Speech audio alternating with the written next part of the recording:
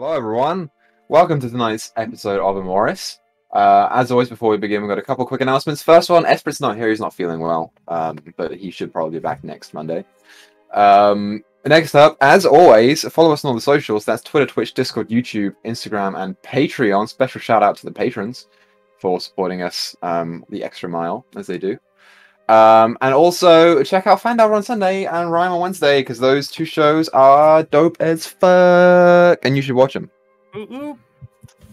And that's it. You know what? Actually, I'm gonna say this as well, because I feel bad, because Grizz always says this at the start of Find Out, and I don't do it.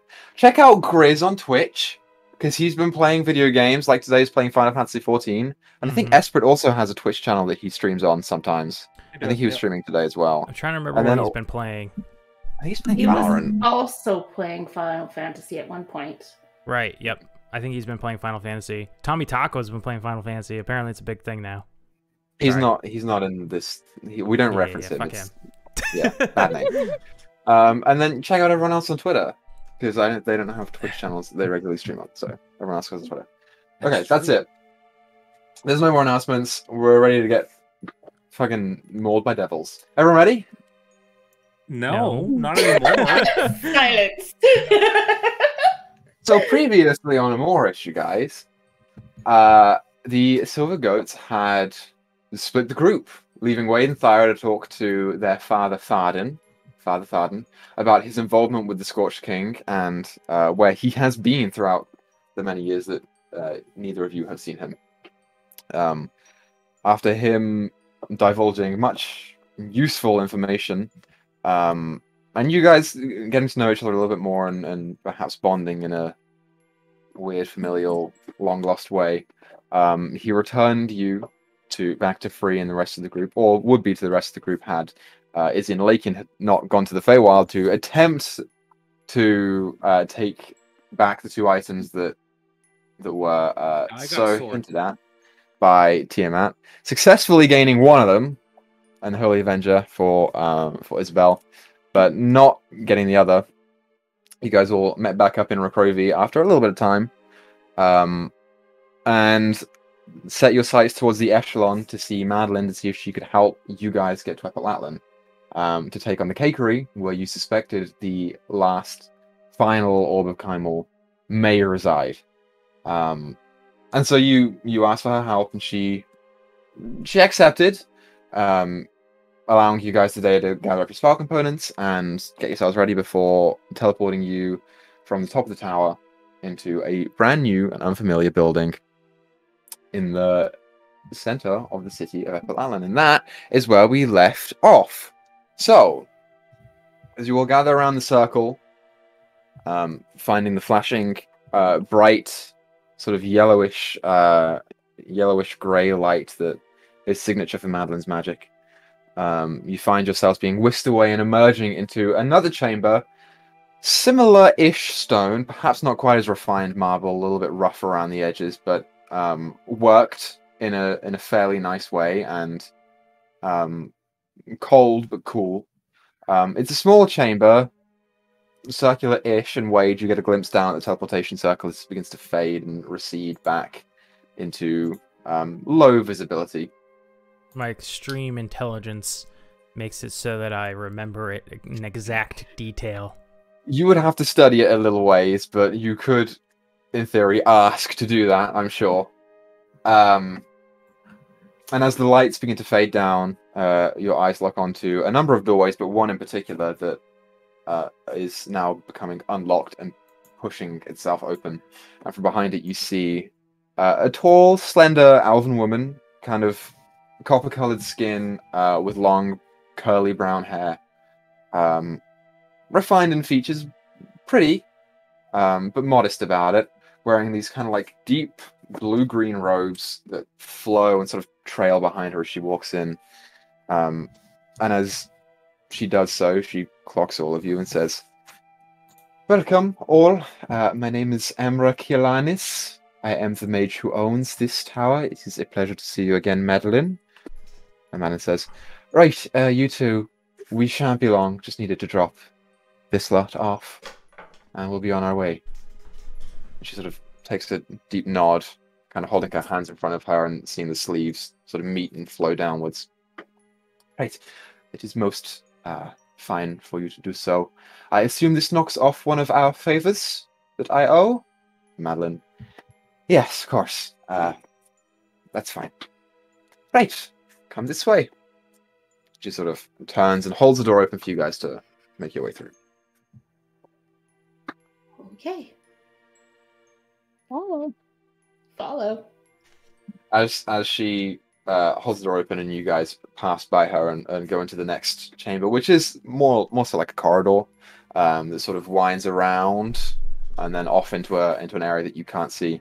She sort of nods as you all go past with a gentle smile. She's nice enough. She's perhaps presentary, you get free with your high insight, but she seems like an all right person from what you can tell so far. And as you all emerge into that corridor, she begins leading you down, going on, and she continues on to say, I must admit, this is not the best time for you to be entering in the city. We are having some trouble here recently over the past few days, and if you are planning to traverse around it, you may have some difficulty. What? What? Go ahead.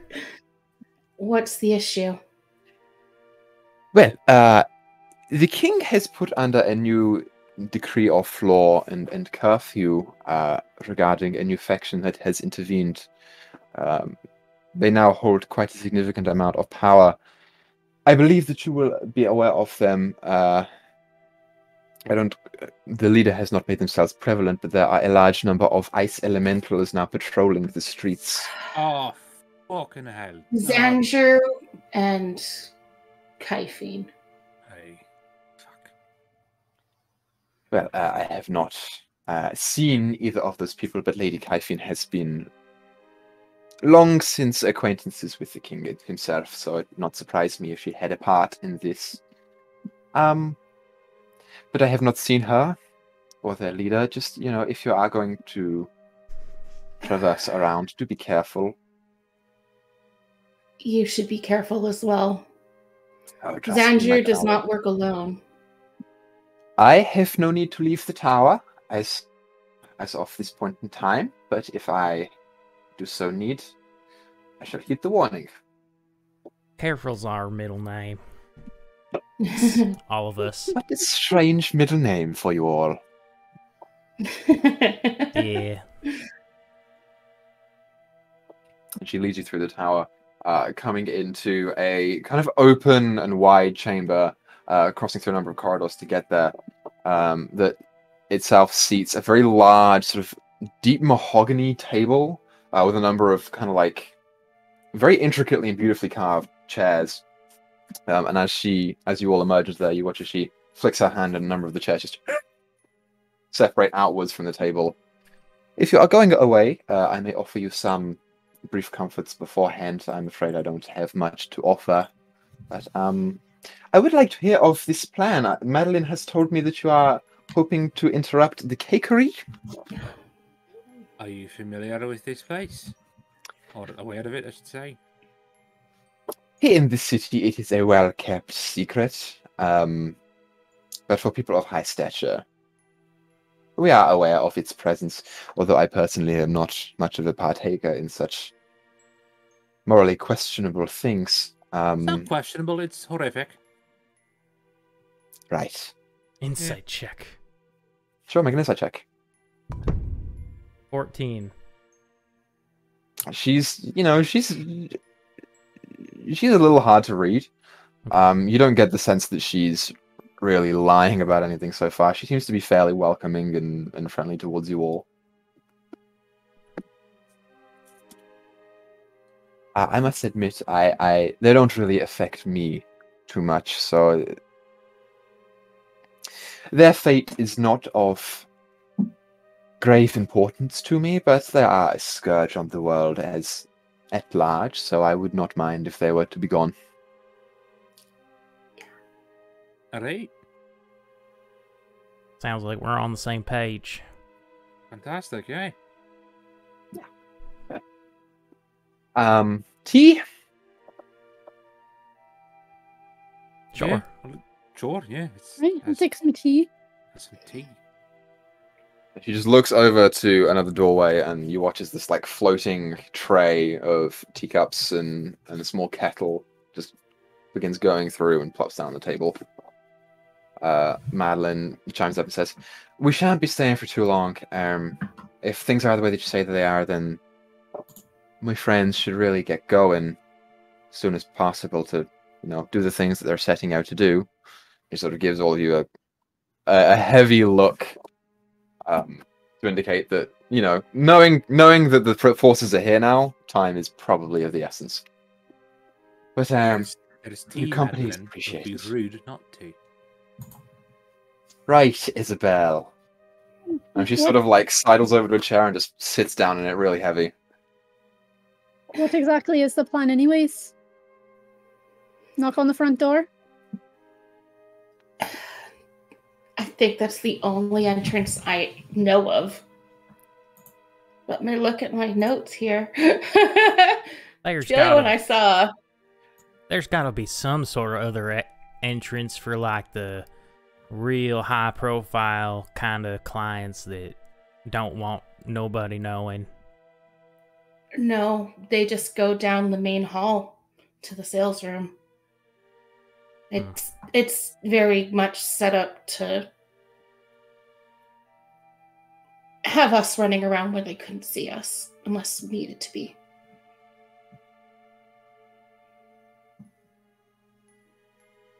Are we talking mostly underground? Above ground? No, main floor. There's a greeting room, and then off to the left is the cafe with the server room above it, a kitchen that I have not seen in a long time. Straight right from there is a long hallway with greeting rooms and where the courtesans are. Beyond that is a sales room. South of that is Gregory's chamber with some holding cells. I don't know what's in the center room because they wouldn't let us in there. And one of the rooms off from Gregory's is unknown to me.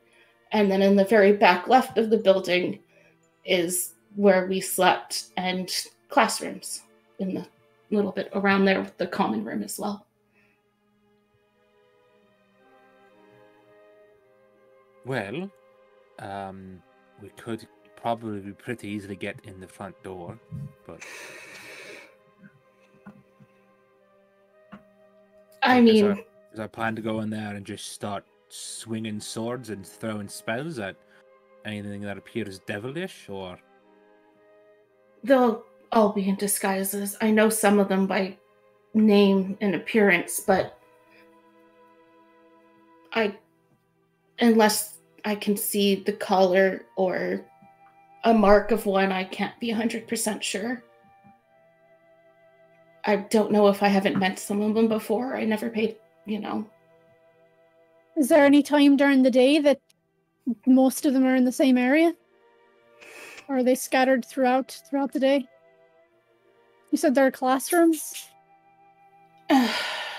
Teach music and etiquette, Oh, I can tell who's who. Oh yeah, I can do that. I'm able to do that. I'm able to tell if something's a celestial or fiend or undead. There you go. Yeah, do it for not very long, but I can do it 6 times.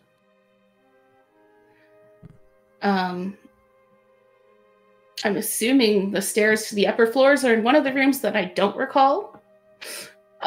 Probably the main room that they went in without us. Only the masters were allowed, which is pretty much center of the building. And that would lead upstairs to where the succubus told us the offices were, including Grave Isles, where he keeps his trinkets. And I'm assuming that's where what we're looking for is. I just assumed they're going in there and killing all of them. All the devils. For you. Well, I would like to go in there and try and get as many of people out of harm's way. Oh, for sure. That was sort of like step one: kill devils and free prisoners. So sort of my mind. And step two is take the building. No, I think Free's right on this one. I think we gotta see if we can sneak through and free the prisoners. So, because I'm sure devils wouldn't mind using them as body shields. What is the building made out of? Is it made out of stone? Is it made out of wood? Does it have windows? Are there bars on the windows? Equa. Make a history check. Oh God, she lived there I for can bend 19 bars. years. Me and that if you want. Well, that'll be like, noticeable. Fucking hell.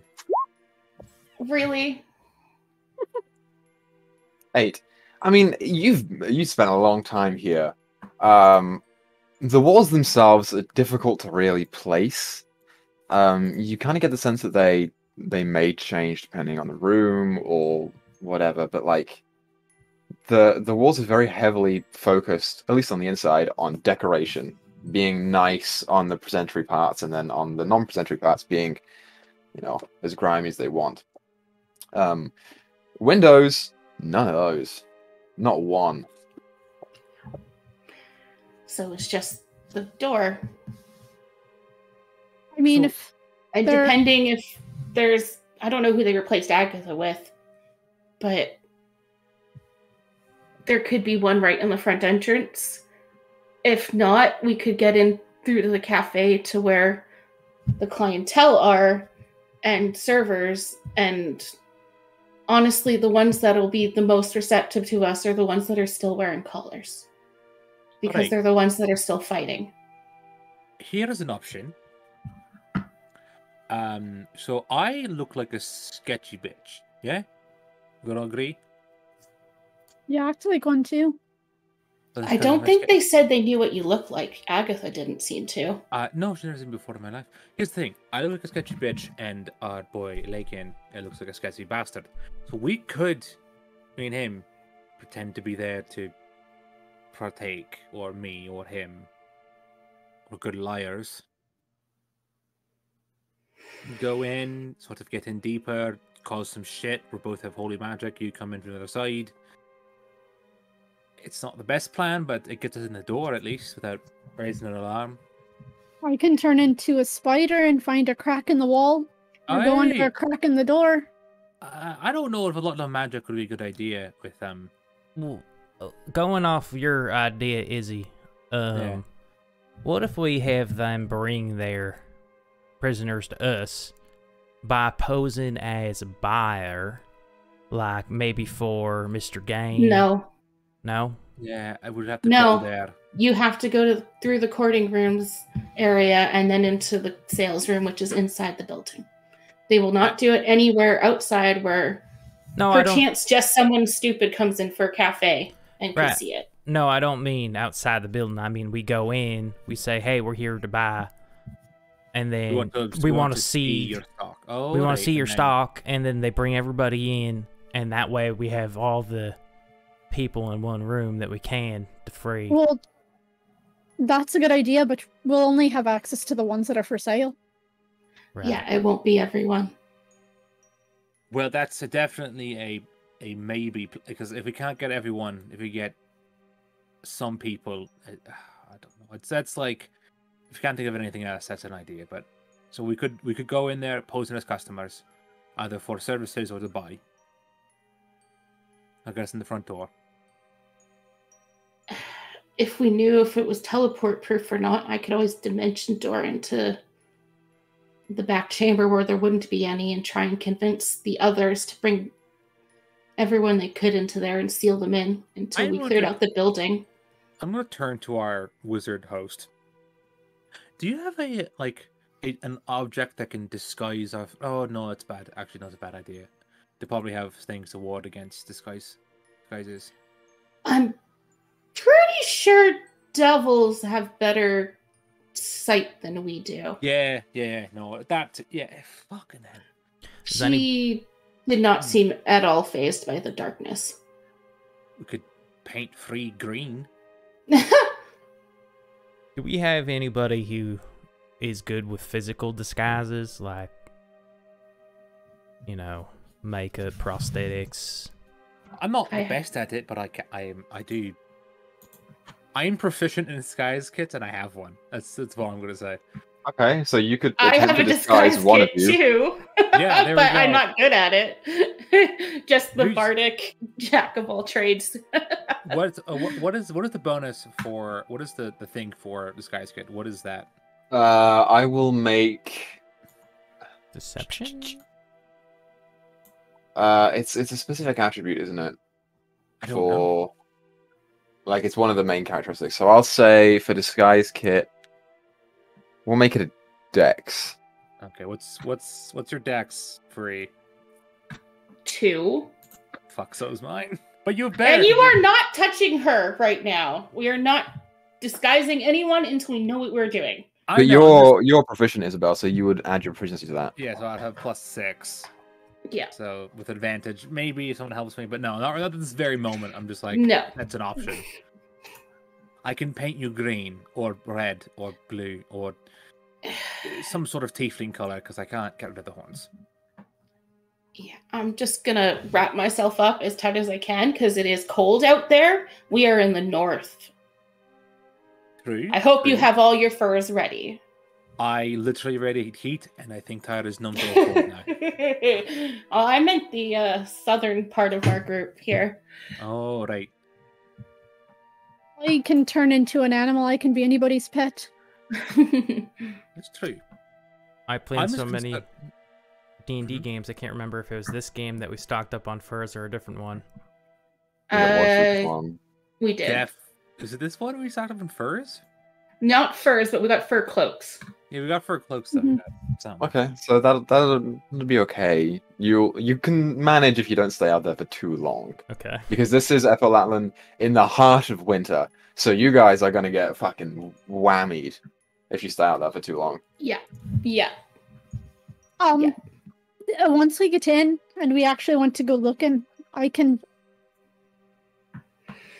find the Amnesu. What was his name? Gravile. That's the one. So I not very long, but I can tell who is and isn't for 6 seconds. I can tell for 6 seconds who is and isn't a fiend. But I have to be able to see them. I have to be able to see them, or at least a bit of them, before I can.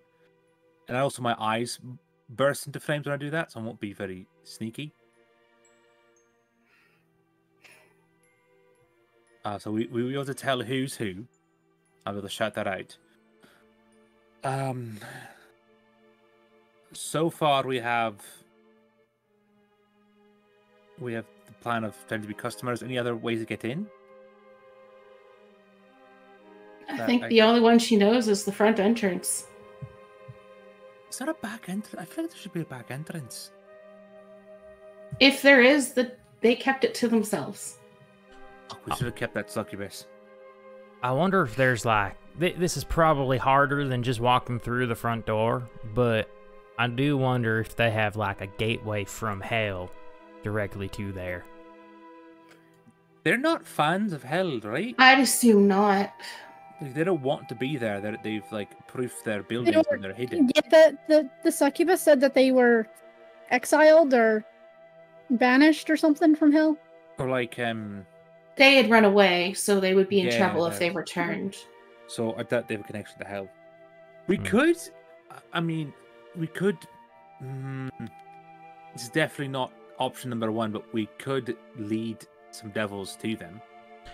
We could tell some higher-ranking devils like, "Hey, we know what a bunch of deserters are." I was just thinking about that too. The only problem but- is then, what if the devils don't care about the innocent, so Yeah, no, that was literally my thought. I was like, yeah, they'll probably just destroy the building. It's definitely like, that is the fuck it, we're out of ideas idea. We'll fucking teleport to the Nine Hells. Be like, hey, we could deal go back if you fucking blow up, if we'll give you so much deserters. She said she could get us in. So I'm thinking there's either another entrance or we could teleport. Well, not that you guys would know the inside of the building, but I could get in with someone. But that's a long shot. Get in with either. If we could do that, I would take either myself or Tyra. Someone could do a lot of damage. I would say someone, yes, like Thyra, Izzy. You might be a little rough for them. Yeah, I don't know. Especially with my new sword, it does a fuck ton of cool shit. I was more thinking you might scare the others.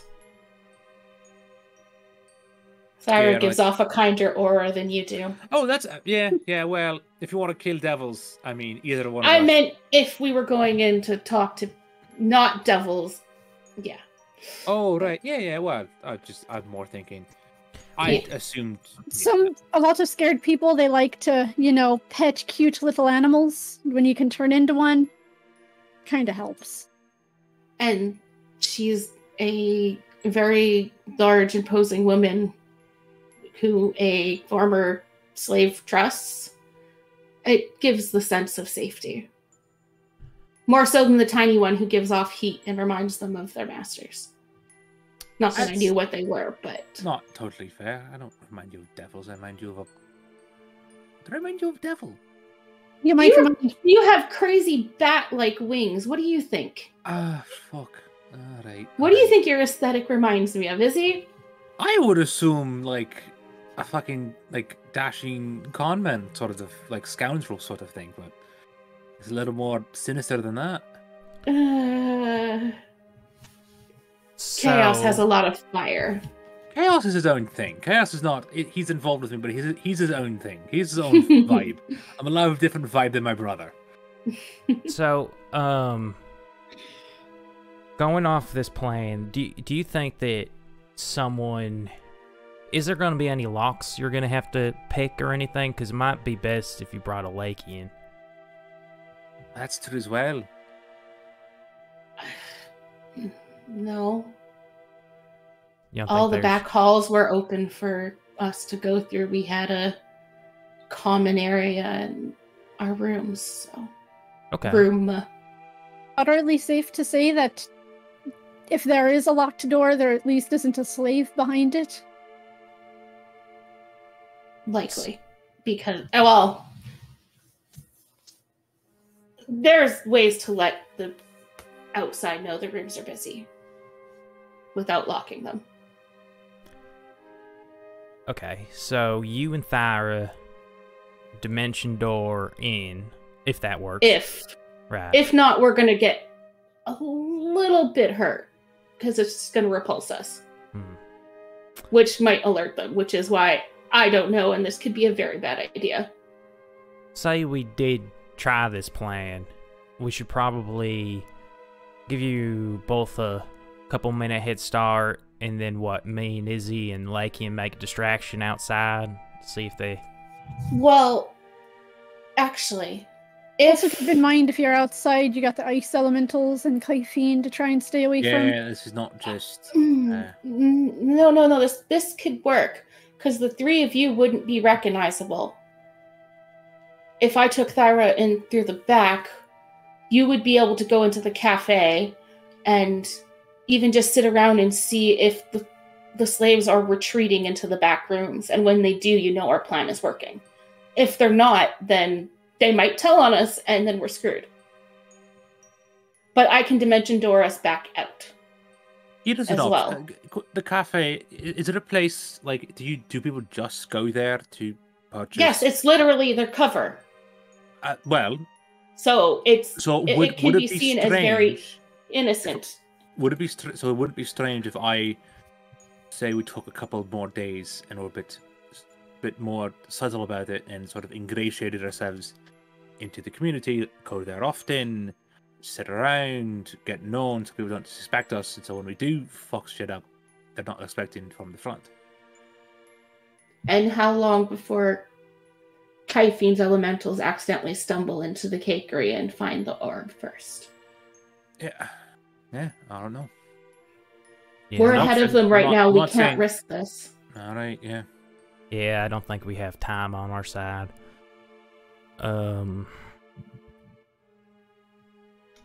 So, as you guys sit around and your tea begins to grow cold, what are you guys thinking of doing? I would add.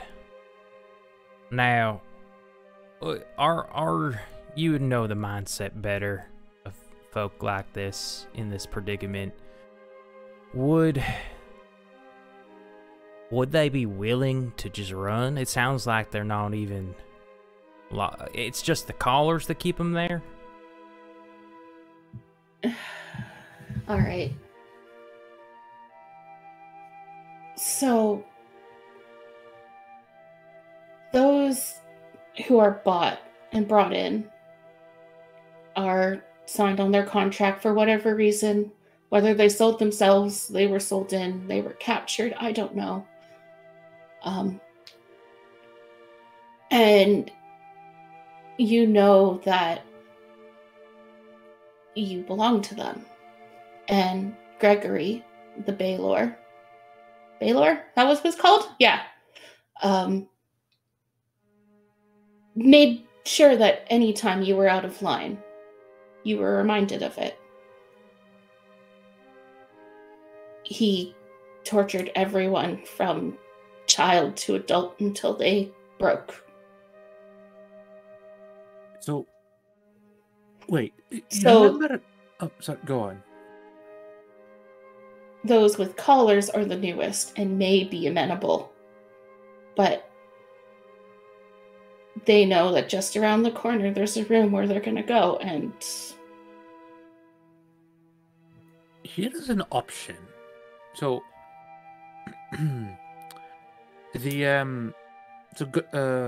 Gregor, he went to go get, like, you remember the halfling girl whose dad saved us?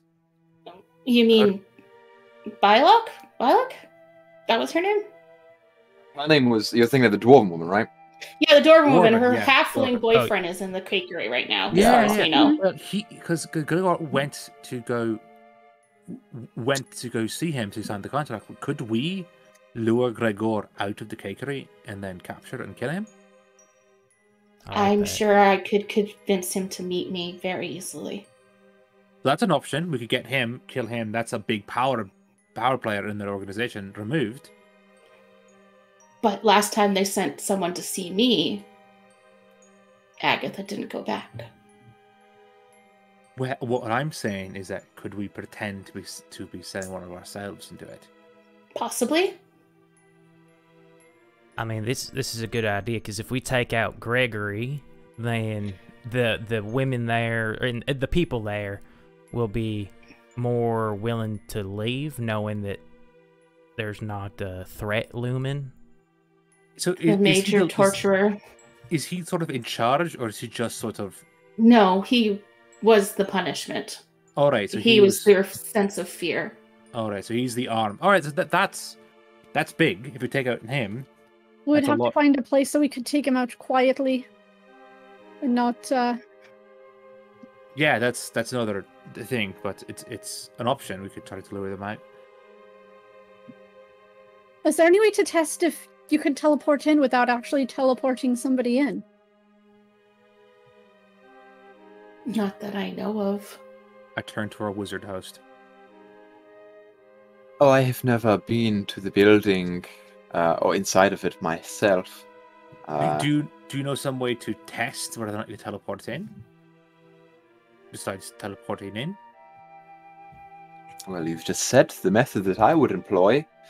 I'm afraid that the only thing that I would be able to try is teleporting myself, but I have my own matters to attend to. Oh, yeah, for sure. How- No, it's fine. How far away is the cakery from this tower?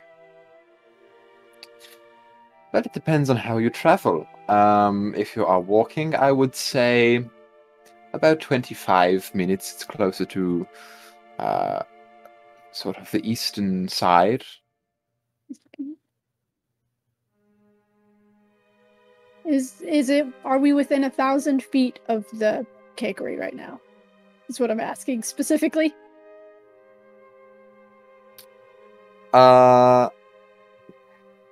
Probably not. You'd probably have to get a little closer for that.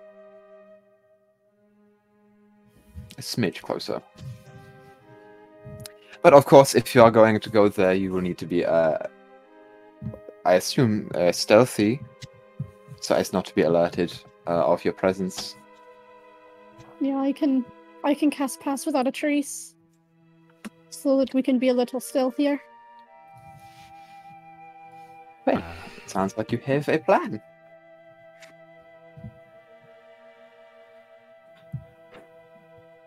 Yeah.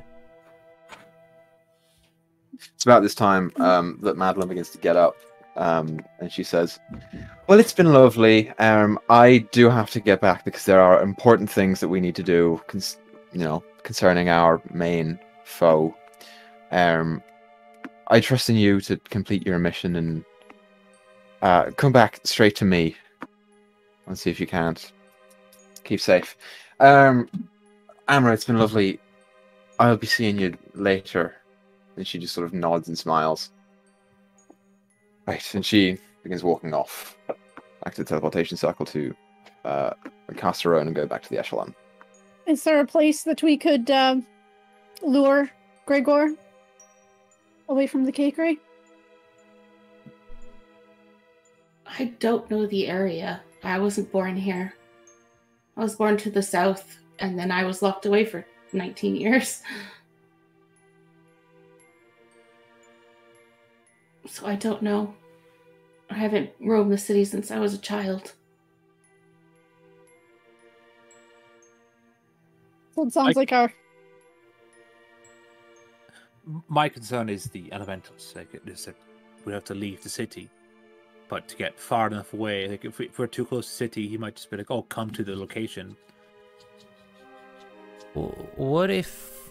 So maybe it's all part of our story. Like, the ice elementals are taking over the city. I want to go somewhere safe. I have a really bad idea. What is that?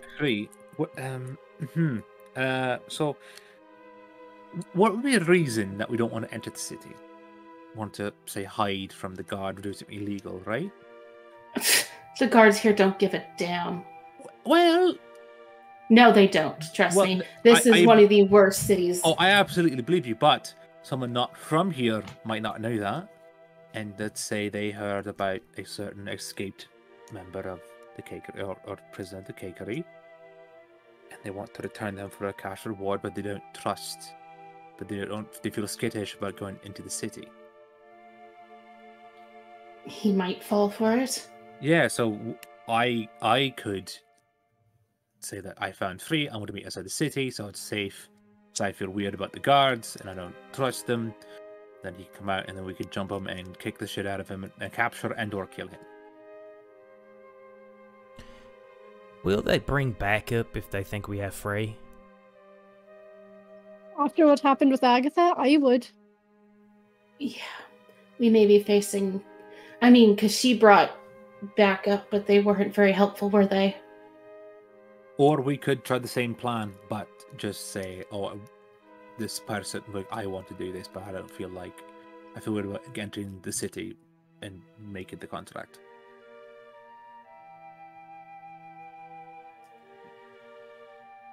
We could lie and drop Shawnee's name. She's not actually here to be put in danger, though. Yeah. But if they start going after her for gains, it might be worth them coming to investigate. I'd rather her not be put in danger. She's not here for us to protect. Yeah. At least if we use you, we're here, we can protect you, we know where you're going. Exactly. Or we could, again, lie and say that we have or we want to sell someone we know. We could pretend to do what your mother did and say that we have a child we want to sell, but we don't want to enter the city. I mean, I think ice elementals would scare almost anybody away. Aye. I turn to our wizard house again. Are the elementals just in the city, or are they like patrolling the outside? Or are they in the whole country? You know, it is difficult to say because I rarely leave the tower anyway. From what I have heard around the grapevine, there are a presence that has been coming from the northeastern direction and has been pushing out towards the borders. This is just one of many places that they hope to have taken. So I would imagine that they are all around. Alright, so issue remains. And I don't I mean, at least they wouldn't be fighting in their own territory. If we draw one or two of them out. Well, the issue at least it wouldn't be inside there. But then the others would know something's happening and we're coming for them. Might just be easier to take them all out at once. Just go through the building. Less hazard to the people in it. It also lessens the risk of alerting Kaifin that we're here. Yeah. I mean, I'm sure she just thinks that we're here to just burn the cakery, but once she realizes that we're taking the cakery, I think she's going to know what's going on. I'm not sure if she knows the cakery's involved at all. I think she might be playing off of the idea that, I don't know. Well, this is... They haven't found an orb in this area? Yeah, probably searching for the orb. And this is Kaimel's, this is his place. Not Kaimel. No, this is Xandru's place. Xandru, right. This is Xandru's fucking place, so it makes sense why they want it. It's also North of Gazeri, so what's one of the borders covered. And the northeast is very uncharted. She might know it's here already, just not know where. Because Dad did send people to the cakery for it. They just you guys are saying this all aloud right in front of your host? Yeah. Madeline trusts her. I wasn't even thinking about it. Yeah. Okay. Sure. She's you look over and she is taking in a lot of information as you guys are speaking right now. If you say anything to anyone about this, I will eat you. Isabel, we want friends. True, but I also don't remember. Lady Kaifin and Xandru are working with Kaimel, the Fire Watcher, and the Scorched Rite. Right, no, I deciphered that from your conversation. You know, if I were both of those beings that you are talking about, I would want to retake the countries that I was from, and in addition, if they have those too, then what is to defend Kraud from their attack? Yeah, yep. And then Okurvik and on Aegis, Casco. Probably go for Atmora first. Aegis, and Aircran before I go to Casco. I think Casco is the big one. It would make sense since this is the capital, if they were to take this city, especially since Kaifin has been here for a majority of the past. It would make sense from a strategic standpoint. We could cut off her power too if we get her while she's here. Yeah, I think perhaps taking the... that's second priority.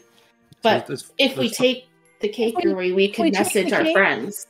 If we take the cakery, Kaifin's gonna know. She's good to come. If it's skyproof, she might not know.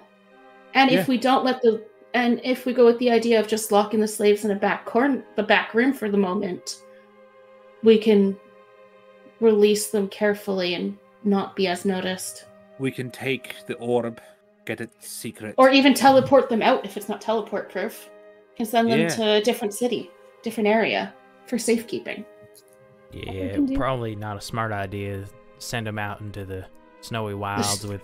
No. It's cold out there and some of them might not be quite dressed for it. Wade knows the circle for the tribe. Could just send them there. They wouldn't, as long as they stay in the tree, nobody will be able to find them. That would be amazing. And somebody could send a message from me that it's an order from the matriarch that they're all to be kept safe and protected. Right. So we have a great plan after we do this. What's the plan to do this? I think Free and I are gonna have to attempt to teleport in. Yep. Maybe you guys go through the front? Because I Give you- know Give she you- didn't read. Sorry, go ahead, sis. That's weird. That's That's weird. That's That is weird. That's very weird. Don't do that. Don't do that. I'll eat you. I'll let chaos eat you. You're not Maybe gonna wants eat to. my brother. I totally forgot what I was gonna say. This could go into the front and look and sit around the cafe. Yeah, and then give y'all like a 5-minute head start. After 5 minutes, we start blasting. I mean, if you see the slaves retreating, then you know it's working. Give them a few minutes to finish. And then if you notice one of the people watching over the cafe, I am such an idiot.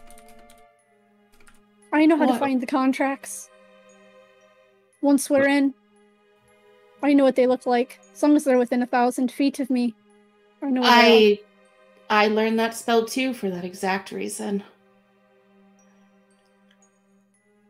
So, In case I couldn't find mine. Not that it'll be there anyway, but what are you guys gonna do as your time here begins to tick on? You've started thinking about a plan. are. So you have an idea of a plan for when you get there. First of all, you got to get there. Are you guys just gonna straight up leave and just walk, or do you want to try and be stealthy, or what do you want to do? I think stealthy. stealthy.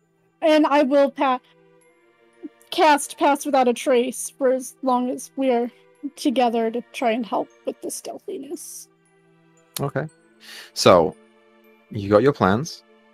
I'll say you end up sitting here for about an hour before you start ironing the stuff out.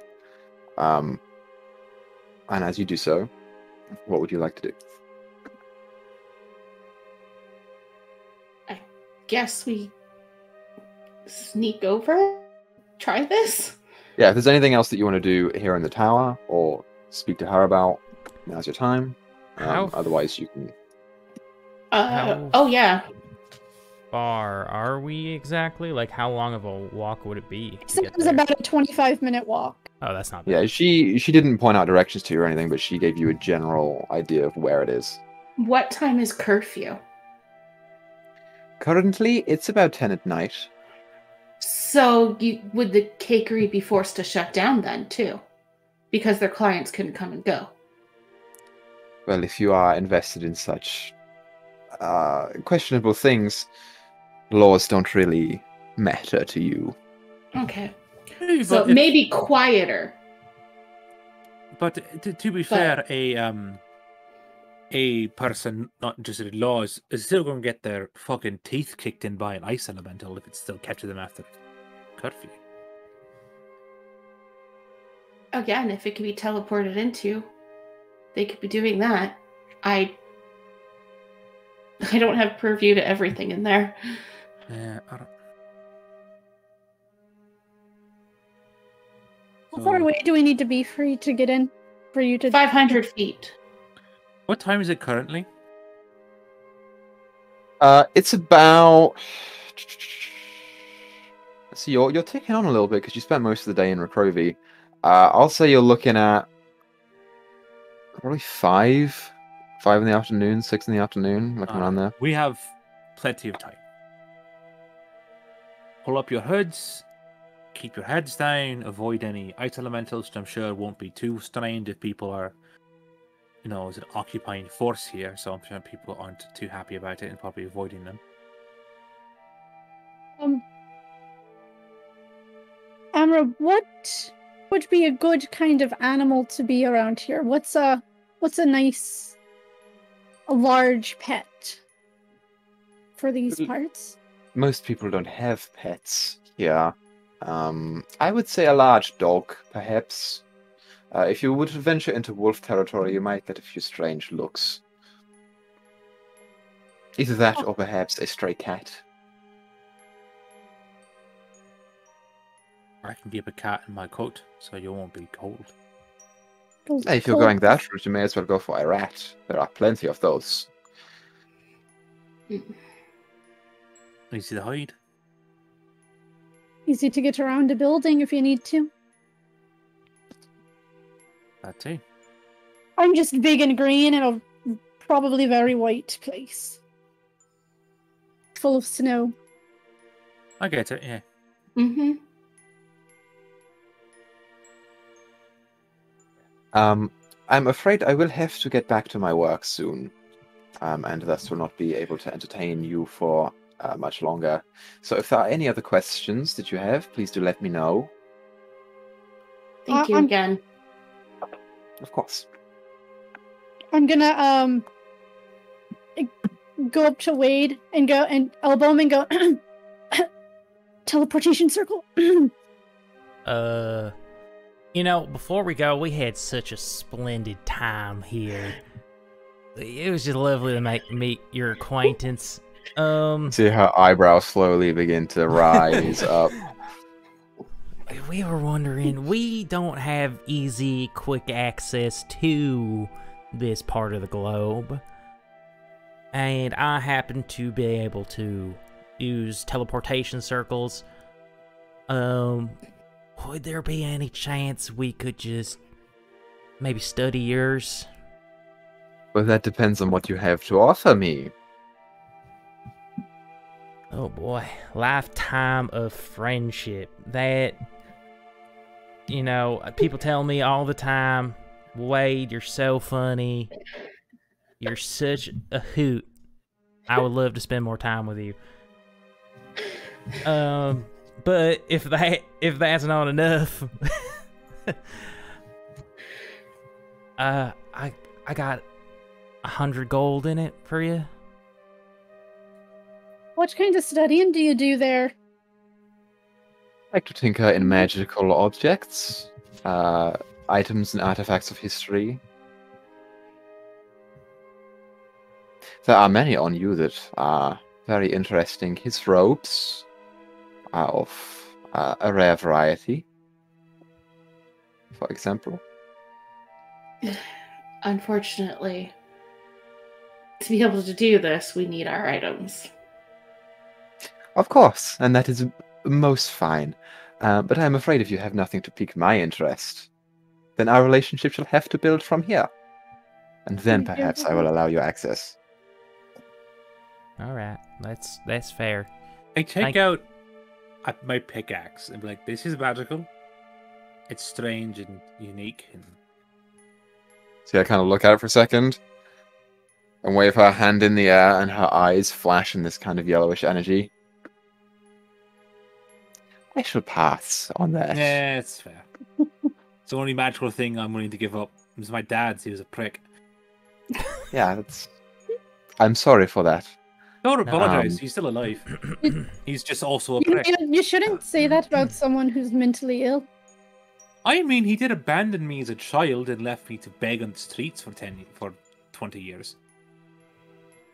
Anyways, thank you for Yeah, moving on.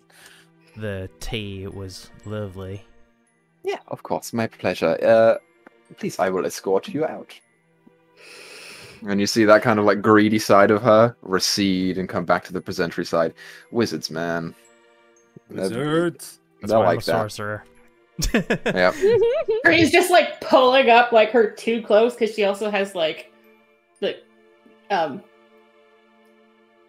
displacement one and like pulling it down between her horns, trying to hide her face as much as she can. Yeah. And she begins leading you through a number of corridors and staircases that go down and down and down before eventually you come to a very large sort of oak arch doorway. This tower itself is just a tower, and you get the sense she's a wizard. she's probably not of that high renown, but she's useful in a number of ways. And she just walks up to the door and sort of holds her hand up to it. Do try to be as stealthy as possible, unless you want to get killed. And then the door begins to just slowly arch open. Oh yeah, as she starts opening the door, I'll cast Pass Without a Trace. So everybody needs to stay within 30 feet of me. Yep. You get a +10 to any stealth bonuses. Right, I should probably roll stealth. So exiting this tower, you walk into what is essentially a busy street of a city. There are people going back and forth, and they're all dressed in somewhat heavy furs and coats and sort of animal fur scarves and things like that. Except for some who are just, lying on the street, looking skinny or a little withered, hands out, small satchels next to them that have fake pieces of copper or silver inside of them. The buildings around you are kind of weathered, old, definitely affected, some by mold and mildew. Some just have chunks taken out of them. It's not a nice city, and you almost immediately get the sense of that. The other thing that you notice is it's not a heavy snowfall, but it's definitely coming down.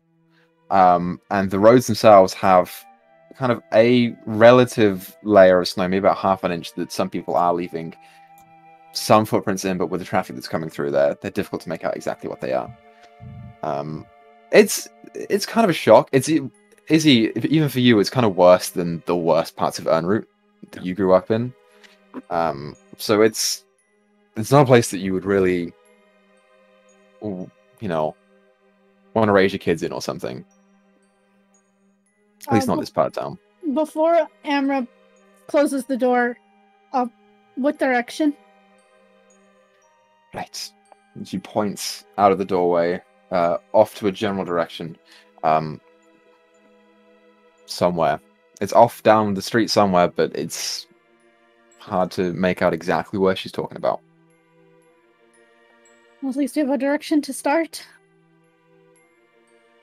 Just a little bit of levity for this depressing scene. When the thought crosses Izzy's mind that you wouldn't want to raise kids here, she looks at Free and Wade for a moment and just kind of lingers on them for a second. Of course and turns you would. away. It's a little bit of levity. As she says her goodbyes and slowly begins to close the door, you hear like this heavy latch just on the back of it. And look around. Make perception checks for me, all of you. Sure. Perception. Leo, 20 total. 17. Ooh. That's real Thyra? bad. That's a 1. That's a 2 from Izzy. Yeah, so Thyra and Wade, you two sort of look down in both ends of the street, and you can see off on the end that you're not supposed to be going. Kind of these two figures that stand much taller than the rest of the people here. They're just beginning to lumber forwards and down the street. Definitely not humanoid, and made of an inorganic material that you are familiar with at this point. These are two ice elementals that are just lumbering down the street in your general direction. Hey, let's veer off. There's something Hey. coming. Alright. So while everyone's doing this, go ahead and roll around a stealth checks for me. Alright, wait, hold on. He gets advantage? Why does he get advantage? He won't. It's only in dim light or darkness, I think, Okay. because of his cloak. I'll That's double a check that. 23. It won't matter for Lakin anyway. Is that a +10? Yeah, everyone gets +10. Alright, So- so A 13. I rolled. Elakian has a 32, and I have a 30. I got a 31. 32, 30, 31. Free got a 25. 25, and Isabel, you got a what? 23. 23. Yeah, awesome, you guys. Let me roll perception checks for them. Disadvantage. I would have had a 27, but They, as you see them coming, they are giving a pretty good look around for the citizens to make sure that people are doing what they're supposed to do. And as you sort of duck into an alleyway next to them, they sort of off straight past you and continue down the street. They are not visibly aware of your presence as of yet. Neat. We should keep going. Yeah. Let's do this. So, since with my natural 20, would I be able to tell what the general makeup of the buildings around here are? like in terms of material, Yeah, like is it stone? Is it wood? it is mostly kind of this older gray stone. A lot of it is chipped in places and kind of dried wood from thicker trees. You would know probably because you're a druid. Probably some kind of coniferous tree that's here. It's holding up, but it's not the nicest life. Good to know. If you're talking about transport via plants, No, that no. wouldn't work. Yeah. Okay. I was thinking of being able to get through a wall. Okay. Yeah. Forcefully if need be. Right. So That was one of my thoughts. Like, could we just fucking fireball a wall and go through that? But probably not a great idea if we want to be unnoticed. I wrote some traversal rules here. Since really the only person who knows the area is Free, at least vaguely. So Free, you're leading here. Mhm. I would like for you to make a survival check to see if you can get more or less in the area of the cakery. 22. I do. Great. Yeah. The DC was 16, so you're totally fine. You begin traveling through the city, dipping into alleyways and sort of offshoots of buildings to avoid the gaze of any potential wandering elementals. And there are physical human guards here, or humanoid guards here, still around, not quite as prevalent as they perhaps should be. And it's mostly because people are being substituted out for ice elementals here. Walking through, the city hasn't really changed much in terms of the quality of it since you were last here. A couple buildings have changed. It takes you a while to get used to them all, especially since you weren't out and about for very much time. But eventually you come into sort of a nicer area of the city, and you begin to pick out elements that you do kind of vaguely remember from the deepest back parts of your memory. And as you begin to pull them out, you, walking around, recognize this building, and that one's a little different from where you were, but that one's the same. And working your way through, you do eventually come to about the right neighborhood that you remember the cakery being at. And as you look through the street, it's sort of like this open wide and almost like circular end to it that sort of comes off and then just goes straight into two roads behind. You do in fact see a kind of presentory building, very nice on the outside, that does very quickly remind you of last time you were here.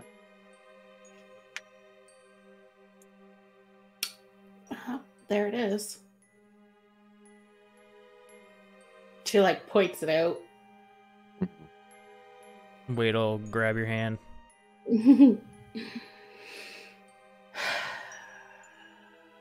So, Never wanted to see this place again.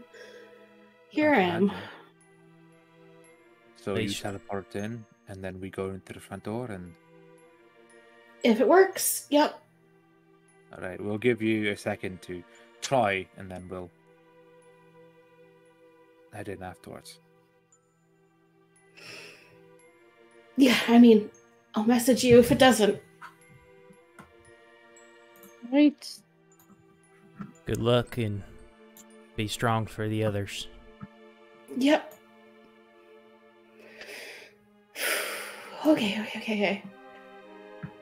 Thyra, Yeah, you ready to try this? I was born ready to save some slaves. And Free will try and cast Dimension Door into the room that the slaves sleep in the back left. Okay. Yeah. Awesome. So you go ahead and grab Thyra, and you begin to cast the spell that you know is Dimension Door. As you grab her, and that kind of faint doorway begins to open up on the bottom of your feet, you begin to fall through into a smallish room. Oh my god! You are greeted to the sight of a number of basically twin size or smaller beds that are in rows and some in bunks, and kind of like this nasty arrangement that isn't very well taken care of. And as you do so, putting yourself into the area, you see a number of things. Some people in collars that are sitting on beds or talking amongst themselves, and some that are coming into the doorway, and from behind them you see a man that you do vaguely recognize. Kind of thin in features, but a little wider in the chest area and the arms. Skin kind of like thinner. You recognize a dark-haired man, Master Kistasia, who is walking Lovely. in, herding slaves in, and as you appear there, something's Fuck. not taking. You aren't able to stay here. You Oh, get lovely. in and take a glimpse, and you clock him looking at you both before your body begins to shunt out of the room. Ow. Teleporting is not allowed here. Oh So- boy. According to the rules of Dimension Door, you both take 46 damage. Yep. Like I said, if it fails, it's gonna hurt. It's not that bad. You both take 15 points of force damage, and you guys are Ow. shunted out of the room and back out onto the street, sort of landing on your asses right outside the doors of the cakery. Fuck. Do we see that happen? You do. Well, they You know we're see here. both of them just and then appear right next to it. Yeah. Look away. Need to make a concentration check. I'm gonna Oh. run toward them. Uh, Hand and sword run. 10. I think it passes. Pass without a trace should still be up. And it was a half damage, so yes, you do pass. As you guys run up, you see people who are now looking at the both of them, and some of them begin to start running off and going towards some direction, but away from cakery. Should we run into there right now? Yep. What happened? Inside. They Inside. know we're here. All right. Oh. Fucking draw the sword, which by the way glows. Sure. What is it? 10-foot Christian Aurea. Wait, no, doesn't glow. Sorry. If you stay within 10 feet of me, you get advantage on saving throws against spells and other magical effects. If you activate your braces, you can glow. That is true, but I'm not activating my bracers. Got you. Am I even still attuned to those? I am. So, I untuned my eyes of charming. emerging into the room, you guys all rush in, and the door, comes open very, very nicely without even so much as a squeak. You look in, and you're in sort of an L-shaped chamber. Looking towards the front of you, you see these very nice, elaborate, bright pinkish red couches that sit against either wall, and in the center of them is this kind of nice engraved table sitting on a rug. Peering around the corner, you see there is an open archway that leads into a corridor that you Free know goes to the cafe itself. And there is more room to the left of you, but where you are just inside the door, you can't quite see it. I'm going to drag you guys over. I don't know map. what is good and what is bad. So you guys are represented by the goat, and the only person who has access So controlling said goat is free. And I'm gonna quickly reveal Don't kill Daniel now. more or less what you guys see right there. That's where you see the opening is. All right. So, Thyra, the man you saw is Kirstasia. Elvin, whatever he called himself at the point. And I don't know if he recognized me through all the stupid layers, but we'll see. Crap.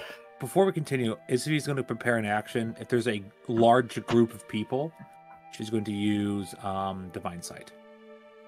Okay. There's a thing. bunch of people. She's going to use Divine Sight, so you can see who is in demons or devils. And there's no one in here as far as we can tell. Not in the immediate vicinity. That's good. Thyra has her ice claws out. And she's going to ready an action to primal strike if somebody is aggressive towards her. Sure. So, you look around free, and there's no one immediately here. But as you guys are talking out loud, you kind of hear this from off to the left. That's not a slave. I think she would be able to notice a caller. What do we see when we, I guess, step forward? As you emerge forward and take a look to the left, you see what is essentially the greeting counter here. It is this kind of long oak table or bar that comes down and protects the front. 2 chairs in front of it. And like on the back wall of it, you see this kind of menu that has a number of elaborate dishes and kind of hefty prices. Standing behind said counter is the form of a man, kind of thicker, kind of like this rounder belly, but wearing these very nice and elaborate, like purple and red robes that come down and off and like trail off down behind the bar that you can't see.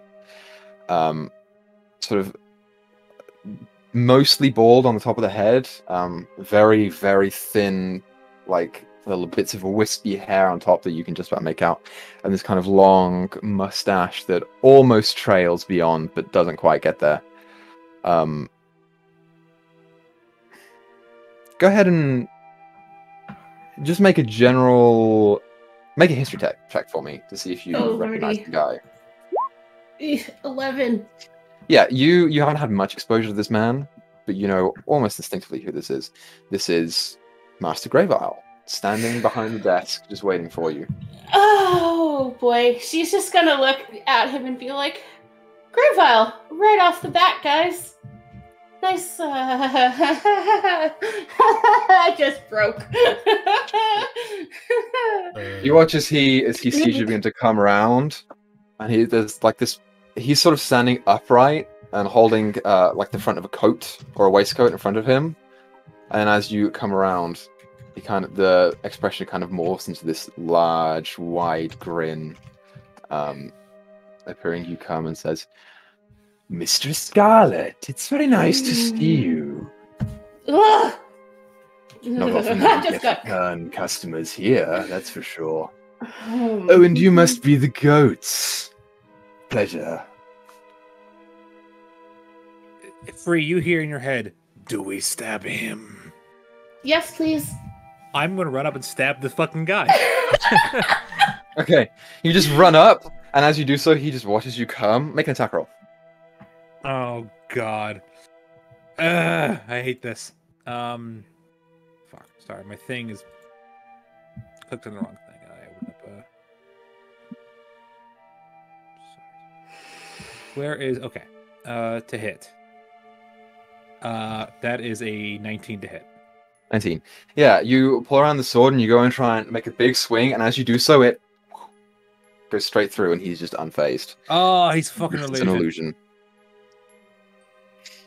As he sort of like is looking at you, It's an still that kind illusion, of Free. It's an illusion. long grin. He says, "What a rude welcome. Fuck Please, you. if you'd like to sit down. I don't Are think you so. here to buy or to eat, perhaps?" Free's just gonna keep walking. Yeah.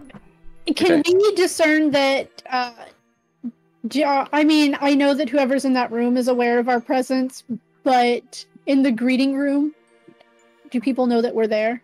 There is no one else in the greeting room, surprisingly enough. If we're quiet, we might be able to sneak up on them. My pass without a trace is still up. Let's try. As you begin to make your way towards that hallway, Free, you watch as he waves his hand, and there are two doors that just close in front of you, and he waves his other hand, and the two doors in the front of the Kekri just close as well. As he looks back to you, I do wish you would have given us some notice. I was not incredibly prepared for your arrival, but I was expecting it sooner or later. Please sit down. Ira, What How kind of many door? how we break down this door? What's the door made of? The door is made of kind of like this thick iron. Surprisingly enough, for a presentory, sort of well-off establishment, you wouldn't expect iron here, but it is. I'm sorry, but even an iron door is a little past my capabilities, but I will try. Past mine as well, unless I want to use a bunch of magic. Or someone knows fucking ice things right to us. They won't be able to sense you in here, Isabel. Oh, do you want me to fucking rip the very earth out of the ground itself and pierce this fucking door? I mean, that would work. At this point, he chimes up and says, "Won't be necessary. I'll let you through. Please, I brought a gift for you." Oh no. I'm gonna back the fuck up. I'm gonna get away from that door behind the corner. He sort of looks to you, Free, and beckons for you to come around the counter. And you know he's an illusion. Fine. And she walks over. The other devils have been alerted as to your presence here. Not a bad thing. Think of this as more of a test. I'd like to test you on something.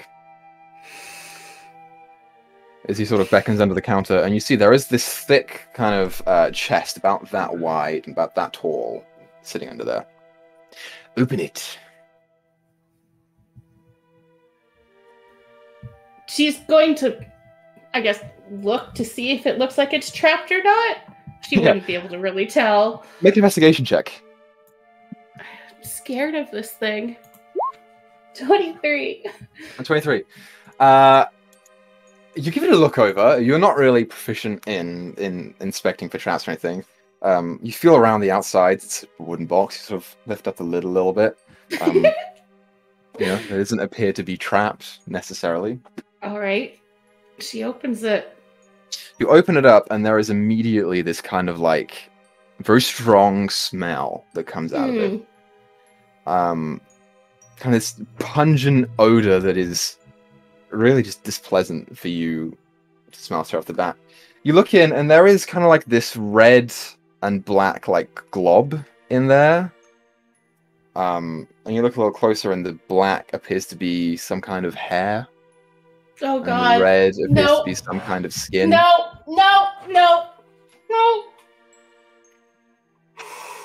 She backs up. No. What's wrong? No. Oh, the boyfriend! Come, you'll enjoy this. Oh. I'll walk over to near Free. What's going on? I don't want to know if I'm right. I don't.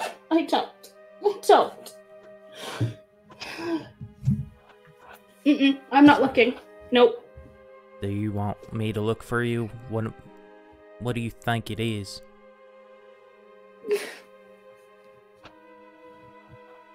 Nope.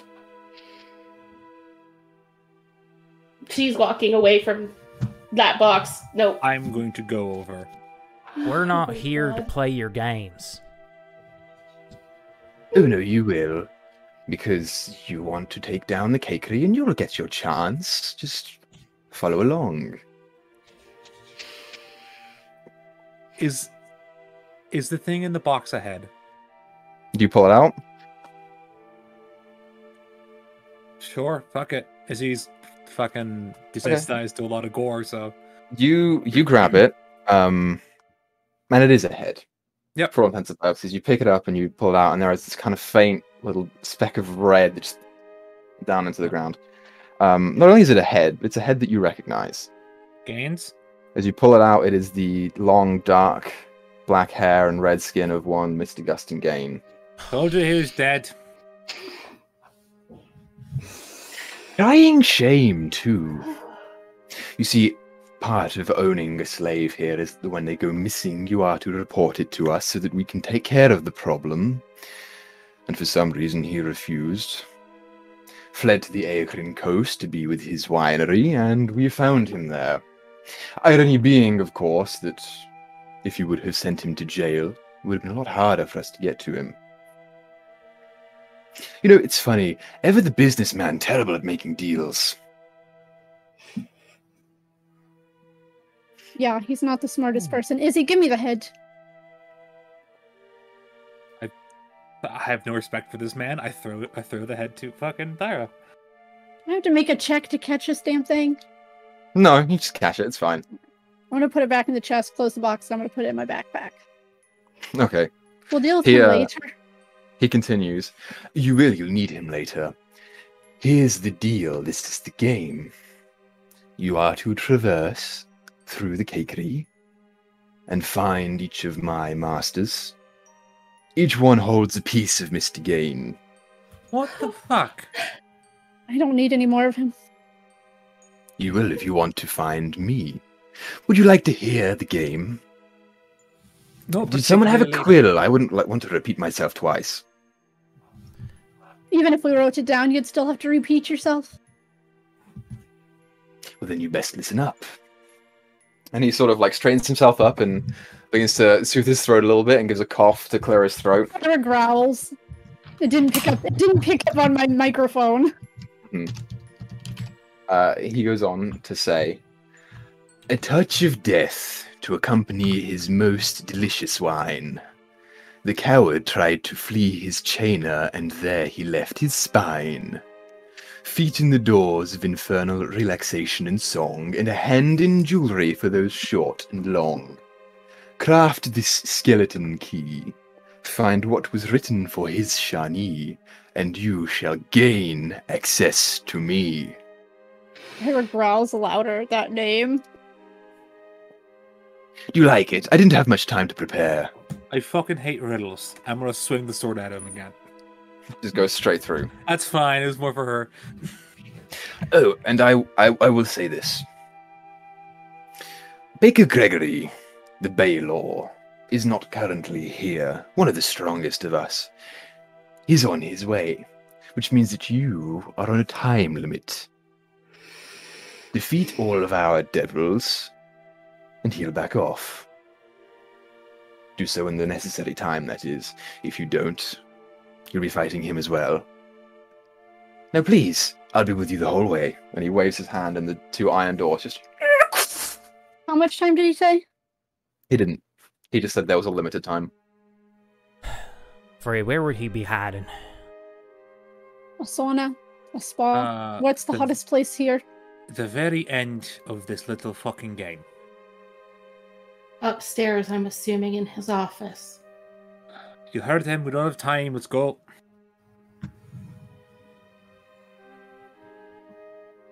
I don't want to play a stupid game.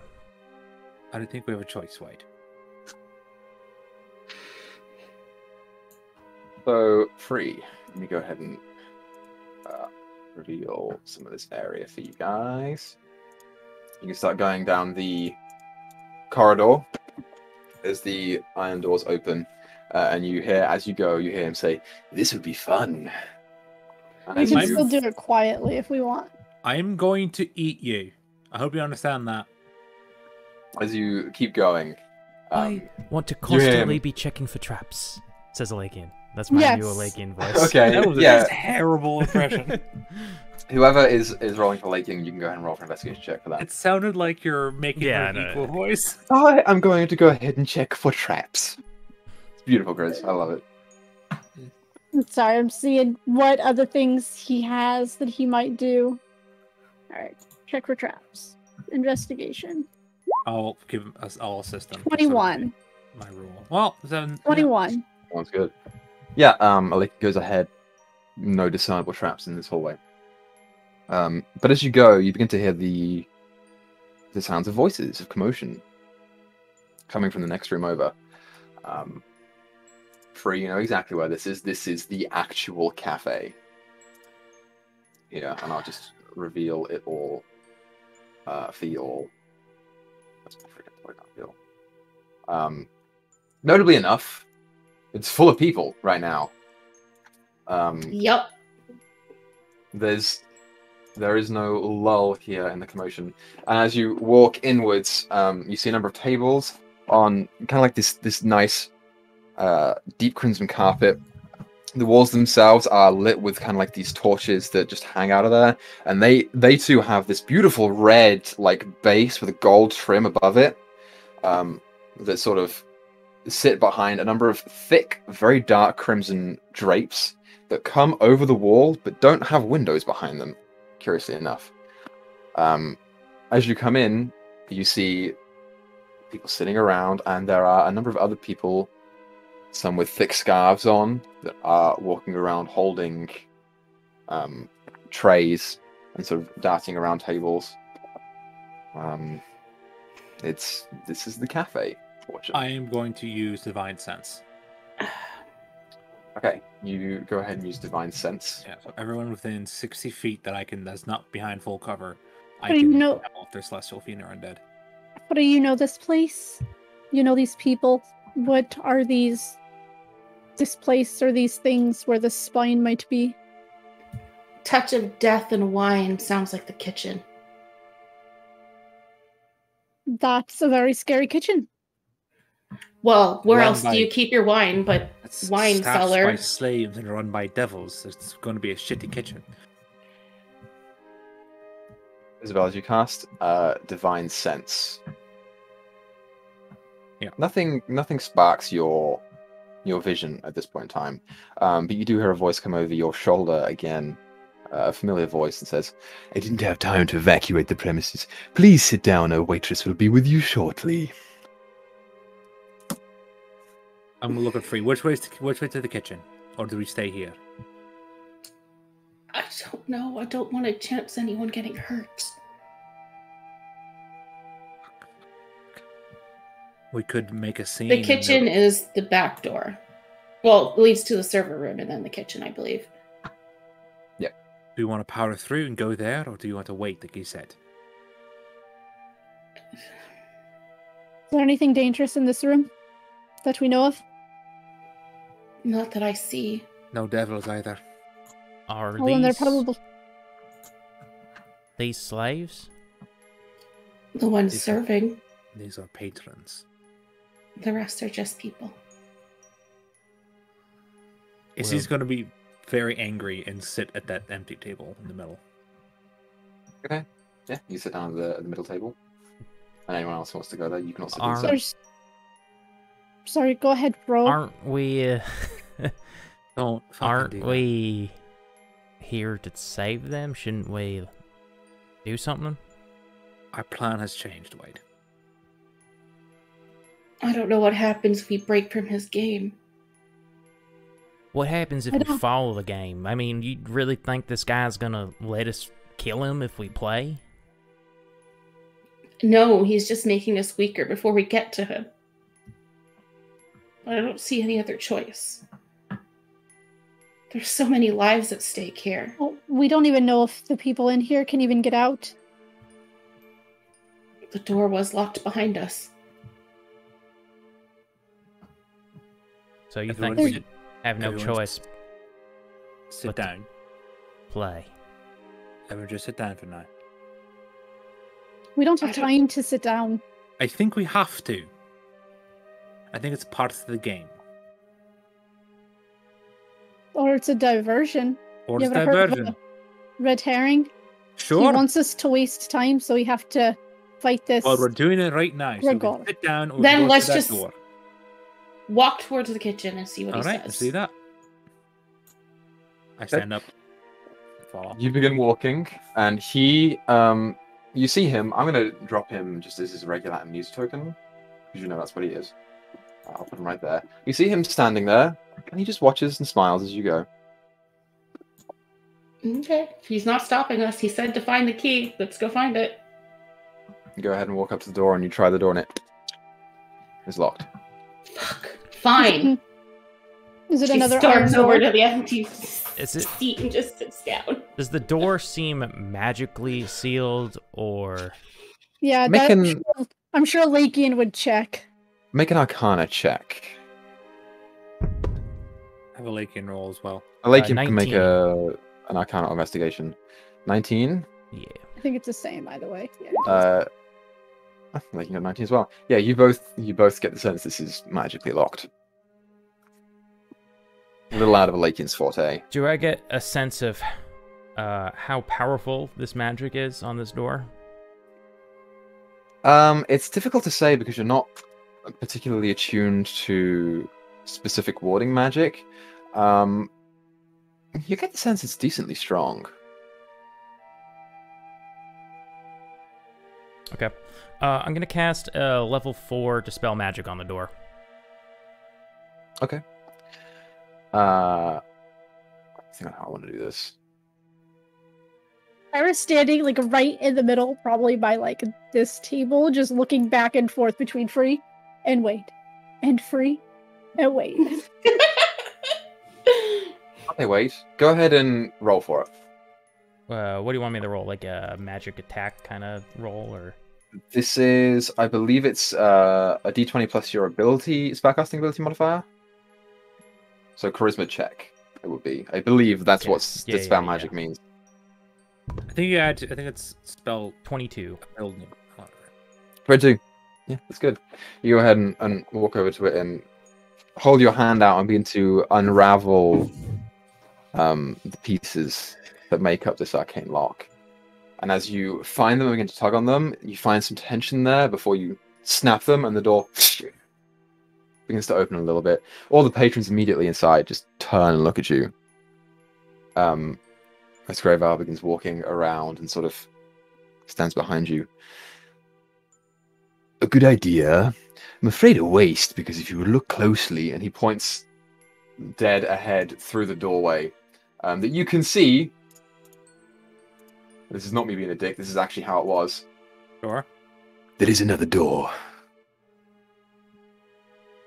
It's better if you play the game.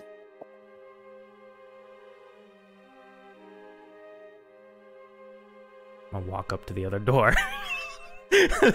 Wade's gonna hear a voice in his head that says, "Come, sit down." I want to try to open this door with my Okay. hands. You go ahead and try to open the door. It's here now. It is locked. But as you go in, Wade, I'll reveal this room to you as well. This room is a rectangular room with a number of Doors. people in it that appear to be humanoid. I'll say there are two people in it. There's kind of like this dwarven man who is younger and a little stout, and a human woman who is a little older, maybe like pushing late 40s perhaps, who just sort of walk in and look kind of surprised at you as you go. Quick glance, collars, question mark? They're both wearing Scarves. kind of like this thick scarf. Okay, yeah. We're here to save you all. Okay. I don't think that's possible unless I don't know where my contract is. Yeah, we're working on that. Just stay safe in the meantime. So you walk up to the door and it's locked. Is there 2 doors in here? Is that what Yeah, I'm there saying? is one on the right and there's one at the top. I'm just gonna look back in the other room. Which door is it, y'all? Northern one. Straight Y'all across. wanna come? I will say, as he's doing this, you watch as the rest of you watch as Greyval snaps his fingers, and one of the waitresses that is currently walking around makes her way back into that room that Wade's in. Free recognizes this as the server room, and pulls up this platter of 5 goblets, and begins walking out and then back around. And she walks up and places them down on the table in front of you guys. I am going to smell them. Do they smell like blood? Make a perception check. I'm not at the table. Especially if Wade is still in that hallway. 12. 12? They smell like wine.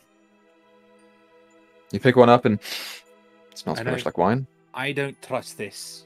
I so don't trust this. Yeah, if you don't trust it, come on. I can open this door. Wade, you're going to waste all your spells by the time we get there. We won't be able to do anything. Get back here. Is it better to waste spells or you drink some liquid that could poison you? And Wade, please get back here before I drag you by the ears. As you guys are talking, there is like this murmuring coming around from everyone. All the I patrons yell, are currently shut up sitting to in here. everyone. Make an intimidation check. God. Cool. Oh god, it's a 27. 27? Yeah, the Yeah. murmuring stops and everyone looks dead at you, waiting for your next words. I just say shut up and I sit back down. I stand up. I stood up and yelled that and then sat back down. I'll walk Yeah, back as you... to the table. Okay. I'm gonna look to Free. You really want to play his game? I'll follow your lead. But this is what you want? I don't want anyone else to get hurt. And every time you use a spell, we're just wasting what we can do against them. Okay, that's how you feel? I'll sit down. As you yell to shut up, Isabel, he chimes up and says, "Don't worry, everyone. I'll get this sorted. Please." And he turns everyone's attention to the tray of 5, like, impressive kind of gold goblets that are inlaid with these very nice jewelry. And he looks at it and just, and the tray begins to. Yeah, don't worry, everyone. There was just a fly in my soup. I was just making my anger known. Master Gain did make quite the wine. In each of these goblets is part of a key that will lead you to your first challenge. I would like for everyone to drink one. What's in it? Wine. And poison? Wine. What No else? poison. Please, try and find out. I've drank worse things for stupid reasons, and I drink one of the goblets. Everyone here, go ahead and roll me a d6. Even if we didn't drink it? Everyone who drinks it, roll d6. I'm gonna wait and see what happens with Izzy first. Yep. I Oh, mean, fuck. Fire doesn't drink wine, so Izzy, you down it. It's very nice wine. You put the cup down. Is there like a thing? Was there like a piece of metal or something inside of the cup or in the wine that I felt them go in my mouth? Anything like that? As you drank it, no, nothing there. You didn't feel anything go into your mouth. There's nothing in the cup, and then you smack your lips a little bit, and something begins to Lakin's gonna form in the drink it. corner of your mouth. Alakian's gonna drink it. Roll a d6 for him. 6. 6. He downs it. It's wine. I reach into my mouth and grab the thing that you said was in my mouth now. You go ahead and reach into your mouth. It's kind of tucked behind one of your teeth. It's a small piece of like golden metal. And you just put it down. I It's will like say in- actually, because I am not high. I want everyone to be afraid of me in this place. I want people to fuck off. The tongue does it for me. So my tongue like lolls out and drops this little thing for it to Okay. go back into my mouth. Sure. A couple of patrons do begin to get up and like, wait for checks and things like that. Alakin pulls his piece out and drops it down, and the two pieces seem to magnetically attract to each other. Fine. 1, of course. You go ahead and drink it free. And it doesn't taste like wine. Not at Mhm. all. It kind of tastes very metallic and rusty. Yeah. There Yeah. it is. You take a couple sips and you put it down. There's a big she's- goblet full of it. Yep, she's ready to hurl. I'll do this. Do you drink the rest of it? Is my question. She's looking at the amnesia now and being like, the fuck? What happens if She I drink the rest expected of to that? drink it. Or does she have to drink it? He started it, didn't she? I mean, oh, fuck. Why couldn't it have been me or fucking Tyra? We had the weird things. That was why I spun it. Yeah. Fuck it. We always have the door option. I put my hand on Free's shoulder. I can't. I think you have to. Nope, I am not. I cannot. I will not. Door it is. Let's go. It's just blood. Free. It's a goblet of blood, or all of these girls. It's a hard choice to make, but it's a choice you'll have to make. I'd rather not. Do you want to save everybody here?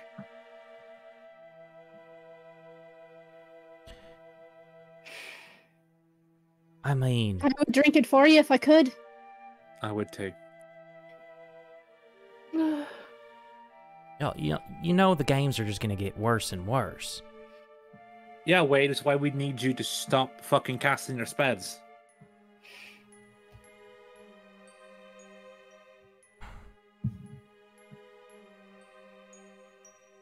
You can you guys vomit doing? afterwards. No one will think less of you.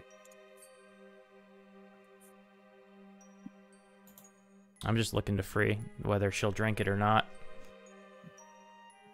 But he's laid his... She's not. She knows who it belongs to. I physically cannot justify her doing this.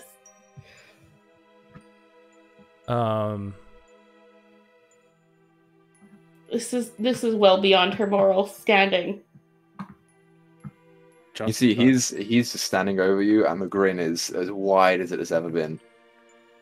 Look that thing in the face and prove to him that you're going to find him and rip him to shreds. Or we can brute force it with Wade, but we have to make a decision now. Whatever you want to do, we'll do.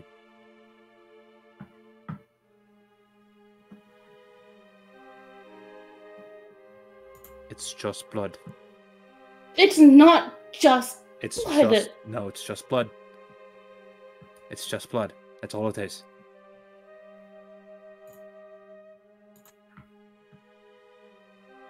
Say that to yourself over and over again. Lie to yourself if you have to. It's just blood.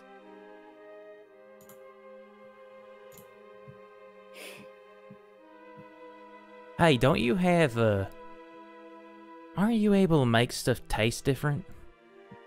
It doesn't change what it is. I know. But Trust me, I was looking at prestidigitation. I'm like, that doesn't change what it is. It's just what it is. It's just a deal too, isn't it, Izzy? Yeah, it's just a deal to get us out of the hell. Now, drink it or force your way through. Pick one. He throws the cup at Izzy's face. Okay, you throw it. Make an attack roll. This is gonna be bad because I guess that would be just a dex roll. Yeah. For improvised weapon, yeah. 17. That Does that hit your misses. AC? No, my AC's It 19. misses and just scatters across the back wall, and what was inside the contents just begins to spill out. As Is Greyhawk there- looks back. Oh dear. Looks there like a you only metal- have one way forward now. is there a metal thing on the ground or anything though? Nope. Okay. You have to drink it. All right. Yeah, let's go. She's going to go to Right. the door. What are these doors still made of iron? Yeah, these ones are pretty much all the doors in here, apart from the front one, are all made of kind of thick, heavy iron. It almost resembles a jail, if you will. Yeah. He will just drift, sort of aimlessly behind you guys, and he'll watch you as you go in. Are you casting Dispel Magic on the door? Yeah, but I'm thinking I'm gonna do it third this time since fourth didn't matter anyways. Okay. So yeah, my hands begin to glow, and I kind of hold my hand to the door and start like turning like it's a safe. Go ahead and roll for it. Let's fucking do it.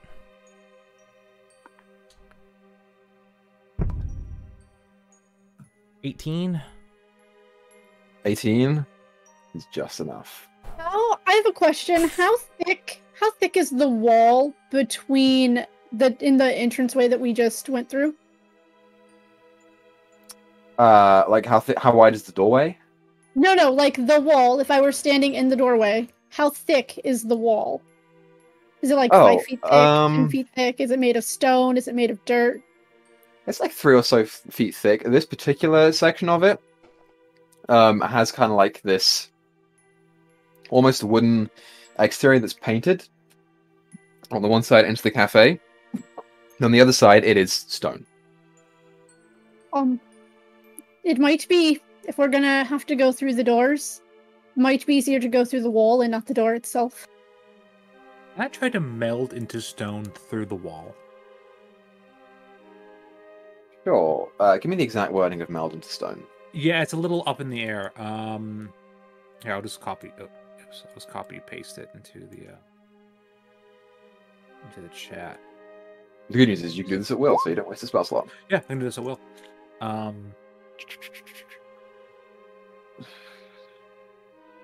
The entire wall is made of stone. I'm able to step through the other side. It says you leave where you entered it. Oh, you can't like traverse through. No, Yeah, I mean pass through walls is its own spell. Yeah. Yeah, I was wondering if I could fucking game the system a little bit, but I wonder if you could peek through but not exit. Yeah, No, you. I mean, stone shape, it's a small enough thickness that you could make a tunnel. You go ahead and begin to step in, and the stone begins to make way for you to come inwards. You don't quite manage to fit yourself fully in there. Yeah. It's not quite wide enough to fit a person. Sure. But you can attempt to merge into it, and it does give a little bit. It's stone. It's stone. It doesn't seem too magical. I think we might be able to get through it. Just break down walls in the future, saves ourselves a spell or two. I heft the pickaxe. Okay. Good thing the wizard didn't take this. Grab. But you unlocked the door already, so it's fine. Yeah, we know for next door. Yeah. As you go ahead and unlock the doorway, and you begin to see the lock just ping, and it begins to slowly creak open. You hear Greyval just sort of lean forward to you, Free, and say, "Oh, by the way, no one's using their human forms anymore. No need." Before he backs up, and the door behind you guys closes again. Looking inwards, you see kind of like this large and impressive kitchen. It's reminiscent of how you last saw it, Free. Kind of like this thick counter in the middle of it, and small tables around the outsides, boasting cabinets above, and sinks and things like that. Small areas for cooking. Sitting on the center table, you see this kind of large chopping board that has kind of this whole like pig with a knife that's buried into the neck, and it's kind of split. That you can see. It's not uncommon for fantasy settings, but it's still a little unnerving to see. Yeah. Looking around, there are figures in here. There are familiar ones that you've seen before, these kind of purple winged creatures that each hold these large forks that you last saw when they were accompanying Agatha when she attacked you. And standing in the back, and you remember the guy before, Free, who was last in here. He's kind of like this very heavy set guy, kind of like the fat wrinkles into him, stout and kind of like almost squashed downwards. That now turns to you, you see kind of like this amphibious form with kind of slickish kind of slimy, wet Gross. skin of deep dark green, and as it turns, this kind of like lighter underbelly, wearing some vague sash around the midsection, and you see the head, almost toad-like in appearance, with these kind of thick points that come off to the sides. As it turns to you, and you come into the room, and I'll reveal it to you. But that is where we're going to go ahead and take our break. What the heck? Yeah, sorry, I kind of went Resident Evil on you guys. We're going to be back here in 10-15 minutes to continue the story. So go and get snacks and go and pee and whatever, and when we come back, we'll see how you guys fare against this particular devil. I hate. It's great. This is amazing. I hate it. We'll see you guys soon. This is a great section. I hate it so much. Welcome back, everyone. So, where we left off, you guys emerge into the kitchen and stare down in the face of a number of small spine devils and a creature that you haven't seen before. And as they turn to look at you, and the big one seems to let out some kind of toad-like cry, we are going to roll initiative. This is what we're going to do.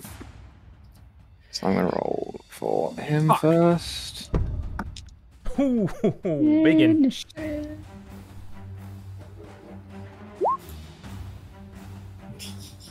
Also 22. Hey. 8. Right. The Delphine is Alakian. So, we'll do 25 to 21st. So, Free got 22. And then Alakian. I also got 22. Ah, which one of you has the high dex? I think probably. I've got a 14. My dex is 16 for me. So, Wade goes first. Wow, Wade, look at you. This is the first time I think that's ever happened. 20 to 15.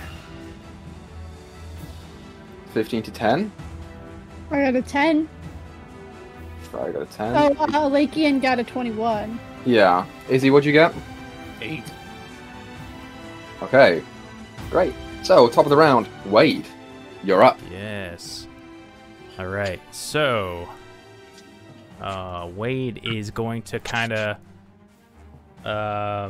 Technically, he'd be in front of the door because he had dispelled it.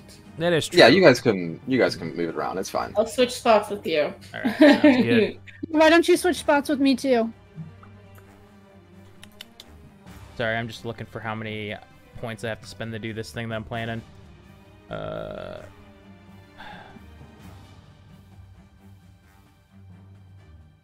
Okay. So I kind of run. I kind of walk slightly into the room. I see the two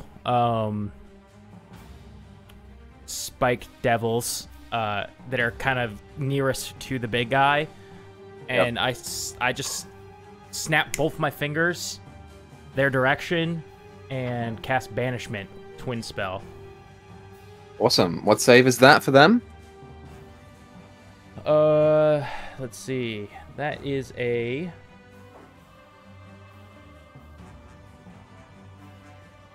Charisma, right? I want to say charisma. Oh yes, I it. think it's charisma. So the one on the bottom has a 9, Fail. and the one next to him has a 4. Sweet. So I just snap both my fingers and they pop out of existence. And Great. all right, you go get him, Lakian. Step behind the Lakian.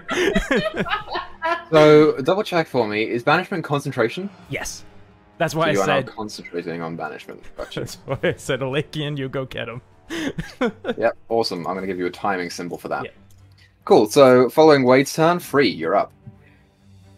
Free will cast Beacon of Hope, which gives everyone advantage on Wisdom and Death saving throws, and maximum healing when it's given out. Mhm.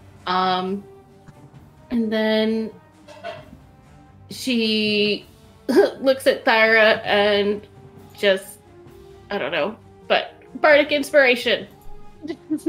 Sure. So sorry, you can take your I'm bonus. kind of like, Great. Unless there's anything else for you, Free, then it's Alakian's turn. Lakian's gonna I can't move a Lakian's token, but it doesn't matter. He's gonna shoot that guy. Why not?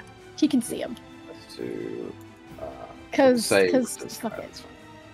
Okay, so go ahead and roll for an attack. It's not sneak attack Yeah. because Yep, you aren't yep. hidden.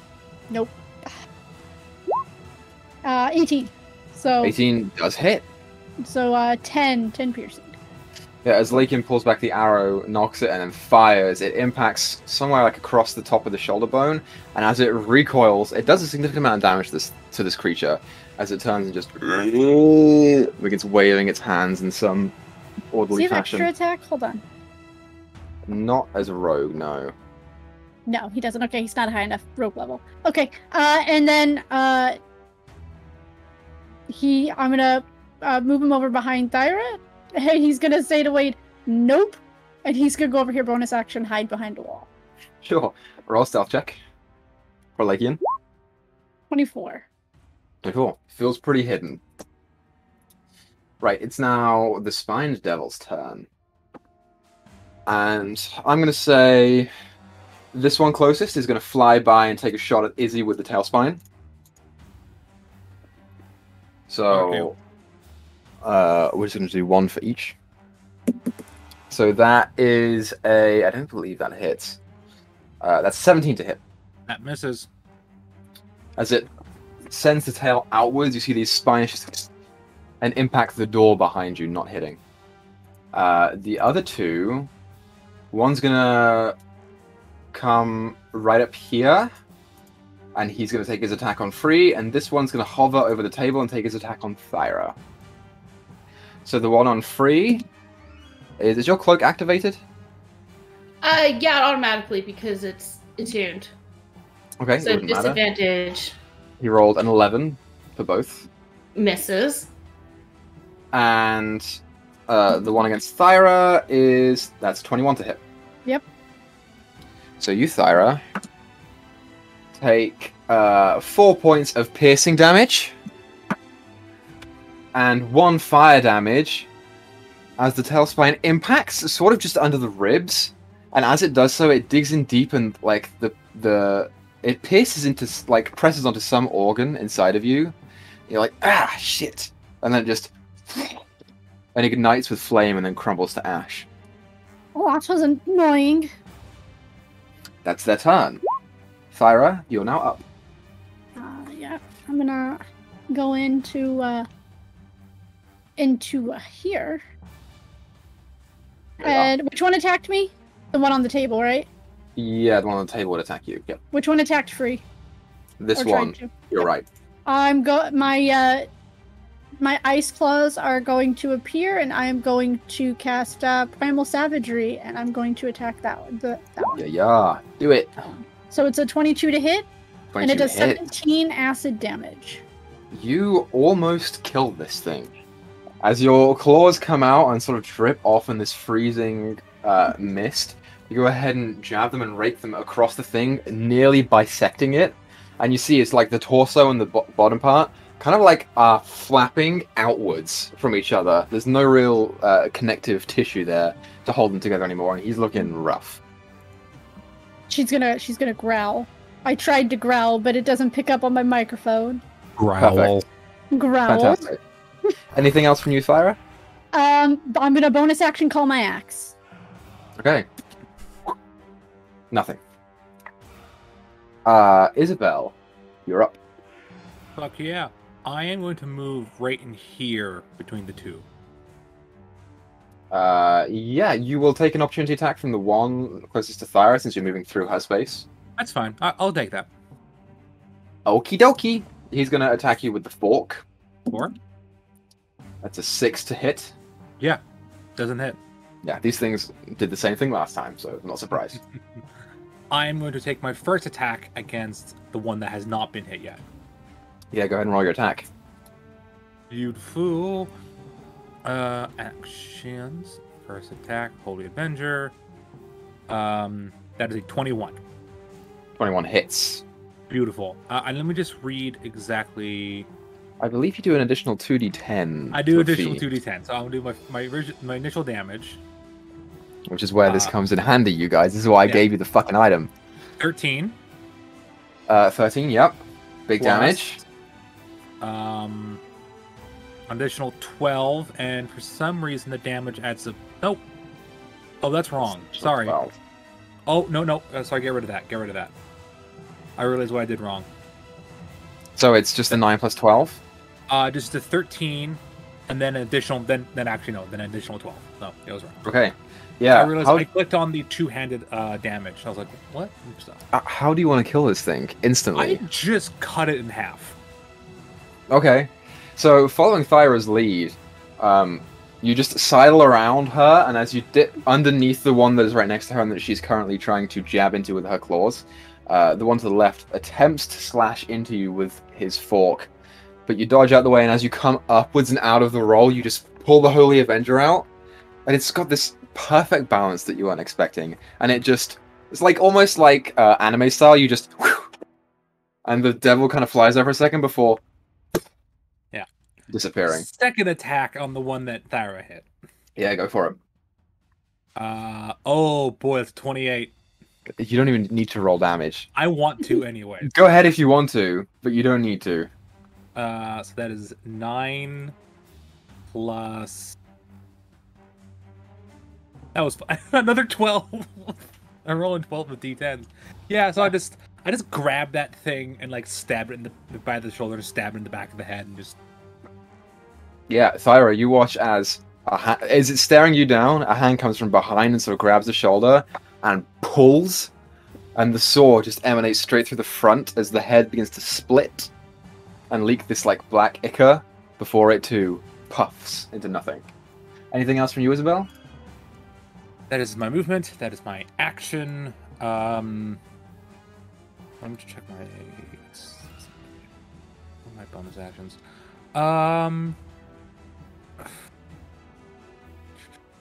Yeah, actually, yeah. No, know what? No, I'm not gonna do that.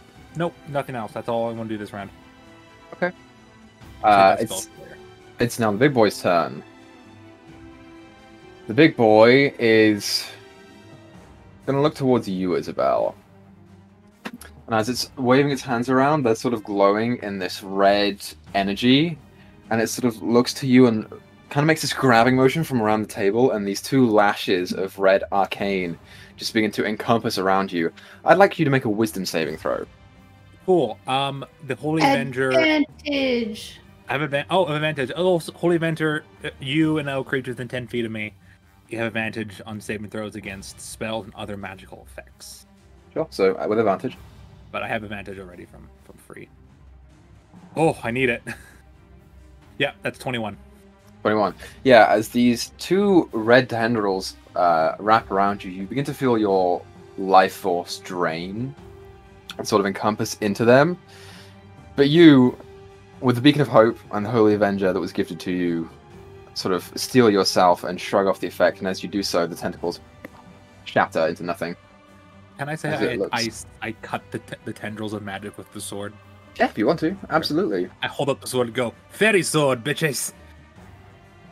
You just whip it around. It is... I don't know what to do here.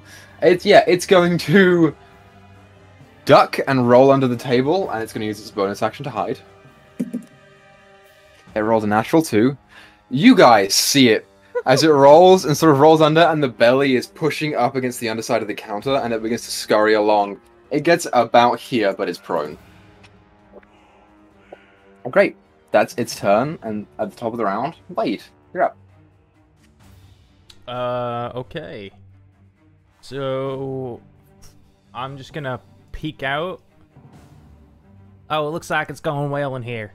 And then I'm just gonna fire out some magic missiles at the dude under the bench, under the table. Sure. Go ahead and roll your damage.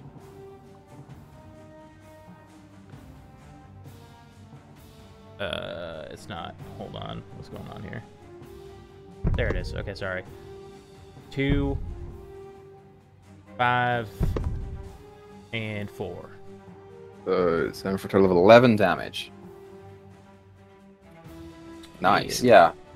As you hold out your hands and the bolts go, they just whiz past Thyra and Free. You don't quite see what's going on, but you see the counter in the middle of the room just go and sit back down.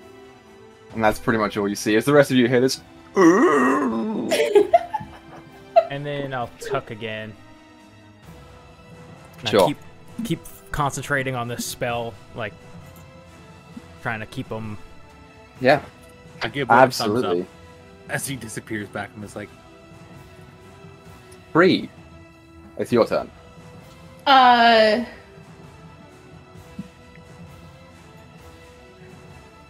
She's just going to cast Vicious Mockery on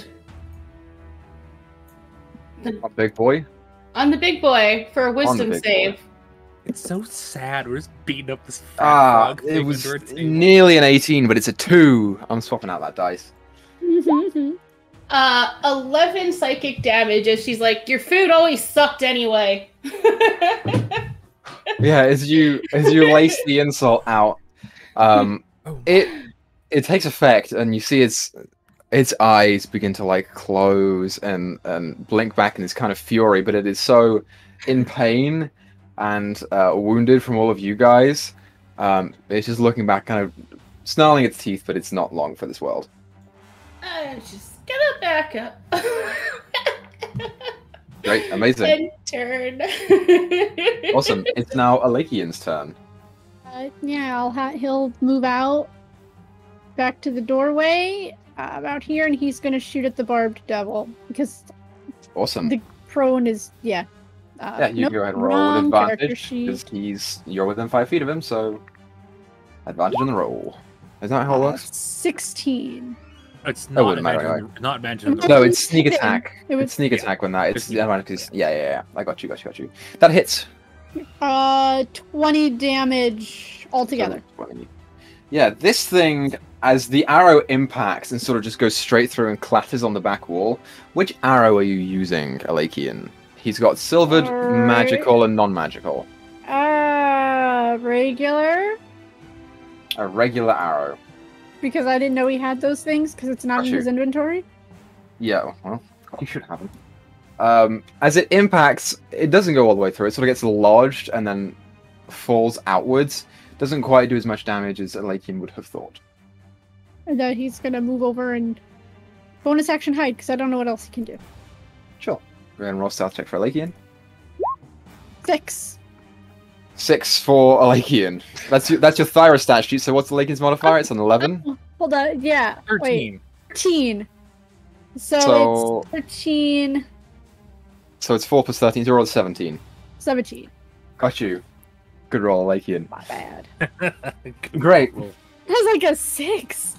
The one next to you, Thyra, it's now his turn, and he's going to attack you once with a bite and once with a fork. So the bite is a 7 to hit, and the fork, that's cocked. The fork is a 9 to hit. Neither of those will hit. It just lashes out at you, snapping at your neck, but you've fought these things before, and you're kind of accustomed to their movements now, and you just sort of dodge out of the way. You're totally fine. Following that, Thyra, Mhm. you're up. I'm gonna growl at the one that just tried to attack me, and I'm gonna use my ice claws again in primal savagery Yeah. for a 20 to hit. 12 acid damage is just 12 enough to acid? kill it. This feels Oh, you wouldn't mean. do this. This And- feels mean. You'll And then see. I'm gonna go over to this devil guy, and I'm gonna just loom over him aggressively. Mm. You're paying attention to this one, but you almost like sort of turn your attention away to the devil as you just basically hold your hand out and push into the spine devil's chest, and you manage to grab something inside the chest and just pierce it and crush it. As that devil falls to ash, and then you just loom over to the thing that's under the table, now essentially cowering. This action, call my axe. You call your axe. Now that I have to call what my bonus action is. I mean, you called it once, so you don't have to keep calling it. It's coming. Great.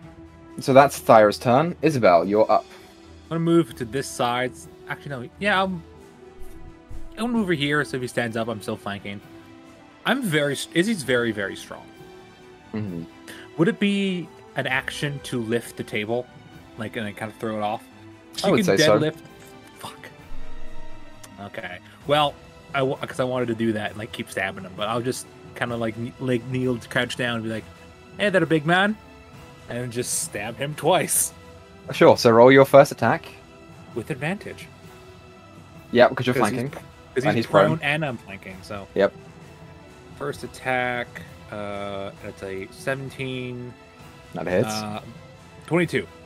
Yeah. How do you want to do this, Isabel? How much health does he have left? Oh, he had 10 HP. He's not very strong. He's CR3. Cool.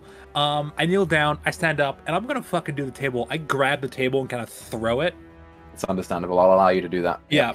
And then I'm just going to like kind of kick him onto his back and then just drive the Holy Avenger into his heart. Great. Yeah. As he turns over on the ground and you plunge the sword into the heart, it kind of takes for a moment and he begins trying to get up and like almost pushing himself off the ground, and you just twist. And you watch as he like almost like retches over in pain and just looks back at you, and this kind of like sly grin reappears before he just begins to fade into this sludge-like material. And he too. But in is dead. hell, dickhole. Is there any kind of key or whatever he was supposed to be holding? Make an investigation check. Yeah, it would be Thyra who's looking. She's the closest. I mean, you can have Alakian come do it. We're out of initiative. Hey, Lakian, come look through this ooze for some. I give him Or what advantage we're looking for. Sure. Investigation, right? with advantage. Oh my goodness. Oh, Jesus. Double nat ones. Wow, Dido, Esper's gonna kill you. Yeah. Yeah, I'm gonna kill Alakian. Alakian, for the first time ever, is not finding anything anywhere. It's crazy. It's the third nat one I've Fuck it. rolled for Alakian. I'm gonna roll investigation. Yeah, roll investigation. Beautiful. Oh, so what was the one? That's a 17. 17. Yeah, you watch as Alakian begins to, kind of sift his hands through the ichor that's left there, the like black sludge. And he, wipes through and there's nothing there. You give a quick look and there's nothing there, but then you begin looking around the room for other things. And something does catch your eye, sort of off. On one of the walls, in between one of the cabinets, there is this spice rack that holds a bunch of spices and various other small things. And you see protruding out of the wall, clutching one of these almost like small jars of some kind of spice, you're not sure, is a bright red crimson hand. Oh, God. Yeah. Touch near his wine. Of course, it's his hand. It's if you can make spiced wine. And look, it's nutmeg. It's using spice. This is so bad. I take the hand and I'll put it in the bag of holding. Yeah, as you take the hand, you're just putting it and the spice in the bag of holding. You're keeping the spice in there. Fuck it. I take all the spices. Okay. All the spices. You take them all and begin shoving them into the bag. And as you do so, something in his hand, like in that jar, is a little off. You gather with your investigation check. You look into it, and there's something kind of glinting in the light in there. I open up the spice and I take out the thing. Okay, you open it up, and you have to pour all the nutmeg out of it that's in there. No, the nutmeg. No. And as you do so and you pull off, the jar itself was a little bigger. There is a small disc about that big in this kind of brass-like color. And it's got some engravings on it, but you can't quite make it out. Okay, I'm going to put that in my pocket. I'm going to go over to Thyra and say, can I see the head for a second? Just for a moment. I want to check something. All right. She'll pull it out of the chest, out of her backpack. I'm going to check its mouth. Okay, you go ahead and open the mouth, and at a quick glance, there's nothing in there, but you go ahead and stick your hand in and begin moving the tongue around. Yep, and underneath the tongue, there is something there. You pull it out, and it is another brass-colored metal disc, except this one has a hole cut out of the middle of it, and you look at it, and it probably connects to the other one. I'd take the other one and I'd put them together. You put it together, and they rotate. They're not quite making up a whole thing right now, but you've put them together. Okay. I was about to give this to Free, but I decided not to. just because where it's been, I think I'm gonna give her a little bit of space from that. But about I this do time, keep the head and put it in the bag of holding, just in case. Yeah, sure, absolutely. About this time, Free, from behind you, you feel the Amnesu just drift through the wall again behind you, and it says, "Well done, Mistress Scarlet. I was anticipating that to be a little bit more difficult, but I'm pleased to see that you have talents. It is yours." And the door to your right, just He's starting to get scared. you watch as he drifts back through, and you can hear him on the other wall say, "I'm sorry, ladies and gentlemen, we are serving no more food today."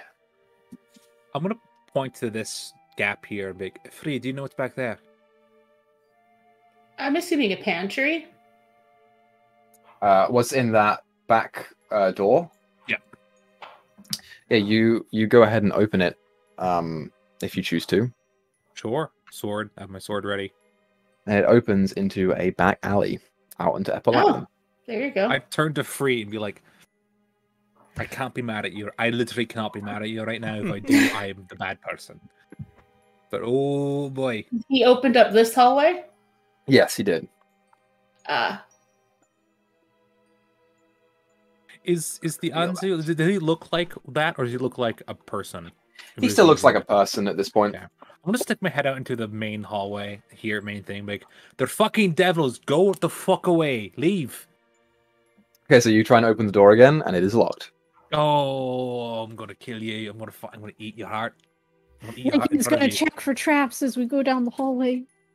Yeah, Lakian, go ahead and make an investigation check. I'm Do we so get some angry. I'm ghosts so in the mad back? at Yes, you can. I'm so mad right now. I'm so mad right now. I'm gonna whoop you guys and put you back there. It's only a 10. Damn it, Dido, you are not meant to play a Lakian today, are you? Grizz and I roll horribly, by the way. Like, all the Apparently. time. Yeah, Lakian attempts to move forward and suspects that there are no traps around. And you guys continue down the hallway, coming to another iron door. You can try it if you want. Yep. I mean, yeah. It opens into a Yeah. familiar area to you, Free. Yep.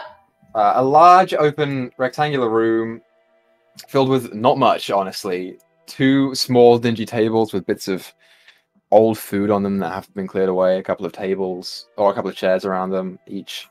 And a couple of people in here as well. People who are not wearing scarves, but just collars. Who all look at you. There's about 3 or 4 of them in here, and they'll just turn and kind of shocked at your arrival. How's everyone doing? Doing good? Probably not. You're enslaved. Stay in here, and if you hear lots of noises, don't come running, because we're killing devils. Make a persuasion check. War. I'm glad I'm training that. Oh boy, that's not great. That's a 12. Okay, yeah. You see a number of them, pretty much all of them actually begin to just stand up and back out of the doorway up at the top. That's where we're going. Shit. What was the next part of it? No, we're not going that way. We're going down. Oh, fantastic. All right, yeah, go that way. Just stay out of our way, I guess, is what I'm saying. We won't hurt you on purpose. Look, spread the word. We're freeing everybody in this place. When the time comes, be ready to leave. They're all gone. Like halfway through that sentence, the last one goes, and you're like, okay.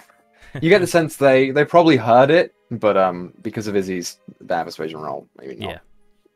Roll the 3, y'all. I rolled the 3. There you go. So you guys are going down? Yeah. Guess so. I want to just ask the group, does anybody remember if Shawnee, when her contract broke, could she feel it? Or did she ever say? I don't think it's broken. We didn't break her. You did. You No, burned we her did. contract. No, We did. No, we're okay. No, we're fine. Yeah, yeah, no. Um, I don't think she mentioned it. No. I don't think she ever mentioned it one way or the other. Okay. She never mentioned anything like that to me, right? Nope.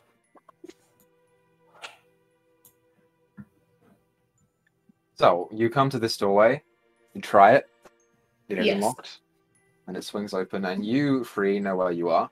Yep. This is the main hallway to the to the sales room. Yeah. Which you are aware. I'm on the wrong thing. That's the hide one. I want the reveal one. You know it's all the way down the hallway. And as you guys emerge into this, you can... It's a long corridor with this long red rug down the bottom of it. There are a number of doors on either side. And you can hear various things from those doors. On the one on the left, you kind of hear this faint playing of music. There's one sort of up down the right and up two that you can hear conversation in. Yeah, that's what you hear. Beat in the doors of infernal relaxation and song. Next part is in one of these doors. No. The one before that, his chainer is further up ahead. Aye, but these doors have the music, and I assume there are beds in these rooms? Only some of them. That feels like this might be the doors of infernal relaxation. So we could go forward and come back here, or stay here. We can, or do it in order. It's up to you.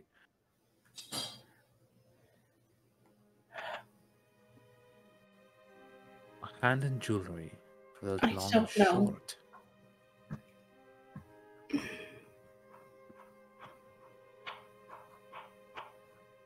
What is it behind the door at the end of the hall? I believe that's the sales room. That's the way down to the chainer. And that is the room I've never been in. Where the master is collected. Which is where I'm assuming the infernal pleasure. Because they never let us in there. And well, not by nature are infernal, but they are. I mean, we can interrupt the fun and just knock on every door as we go down, if there are but I people think... in here with slaves, I feel pretty alright with freaking them out. But I think the door that Free mentioned, probably the best one to go down. I mean, it's up to her.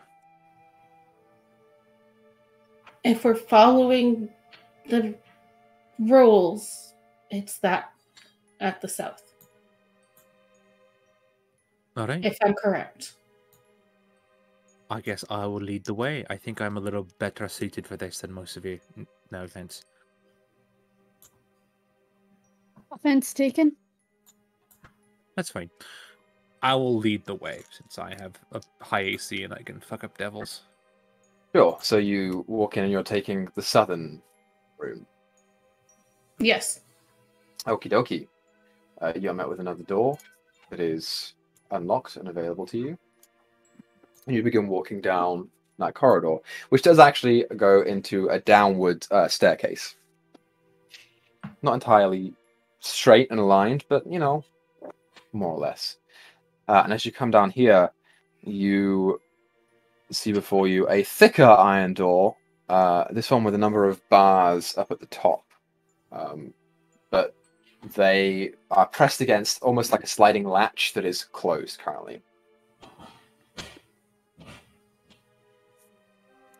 This is where Gregory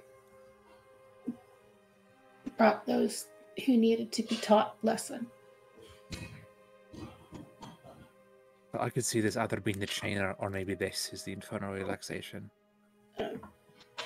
I'm assuming chainer. Yeah. Because he literally held the chain around my throat many a time. I'm thinking that perhaps the sale room maybe... doesn't matter what we Anyway, think. just one at a time. It's one of the room, yeah. I will open the door I'll unlock it. Okay. If I can. Turn the latch and it is unlocked.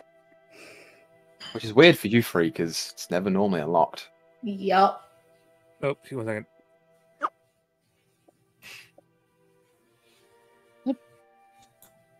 Felis is allergic to this room.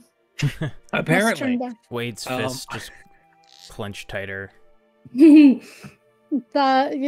ice claws come out. Free has fallen to the back of the group because she does not want to go in this room. Isabel's white knuckling the sword as she opens the door. Okay. You open the door, and you emerge into another rectangular chamber. This one has a desk and chair at the bottom, dead across from you. And as you look to the left, there are 4 spikes, almost like stalactites, that protrude from the ceiling, and with each one dangle a number of chains that end in manacles or hooks. Boy. Anything inside this room? Any people? Make a perception check. I'll look too. Sure. I'll give to the- fucking, if you're looking Thyra in, advantage.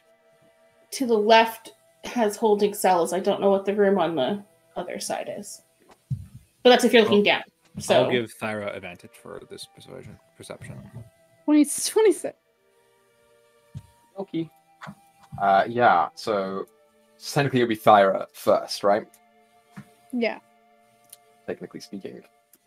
So as you look inwards, Thyra, and peer around the corner, immediately nothing grabs your attention, and then you sort of look past one of the stalactites that's hanging from the ceiling, and you watch something peeks around, and one of the chains that is latched from the top of the bottom of the stalactite begins launching forwards to you. But because you caught it, I'm going to allow you the opportunity to make a dexterity saving throw.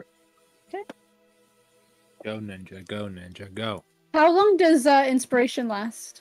10 minutes. So you would How still long? have it. Okay. Not that, what is it, a D10? I don't think it matters. I think it's a D10 now. 13. A 13. Yeah. Oh, wait, I have advantage. That is Sure, true. is it danger On sense? dex saves. Yeah. 17. 17. 17. So I rolled against the DC, and that's not going to cut it, I'm afraid. As this hooked chain begins to launch forwards to you, and it impacts you sort of in the side, like in between the ribs and where the hip bone meets, you take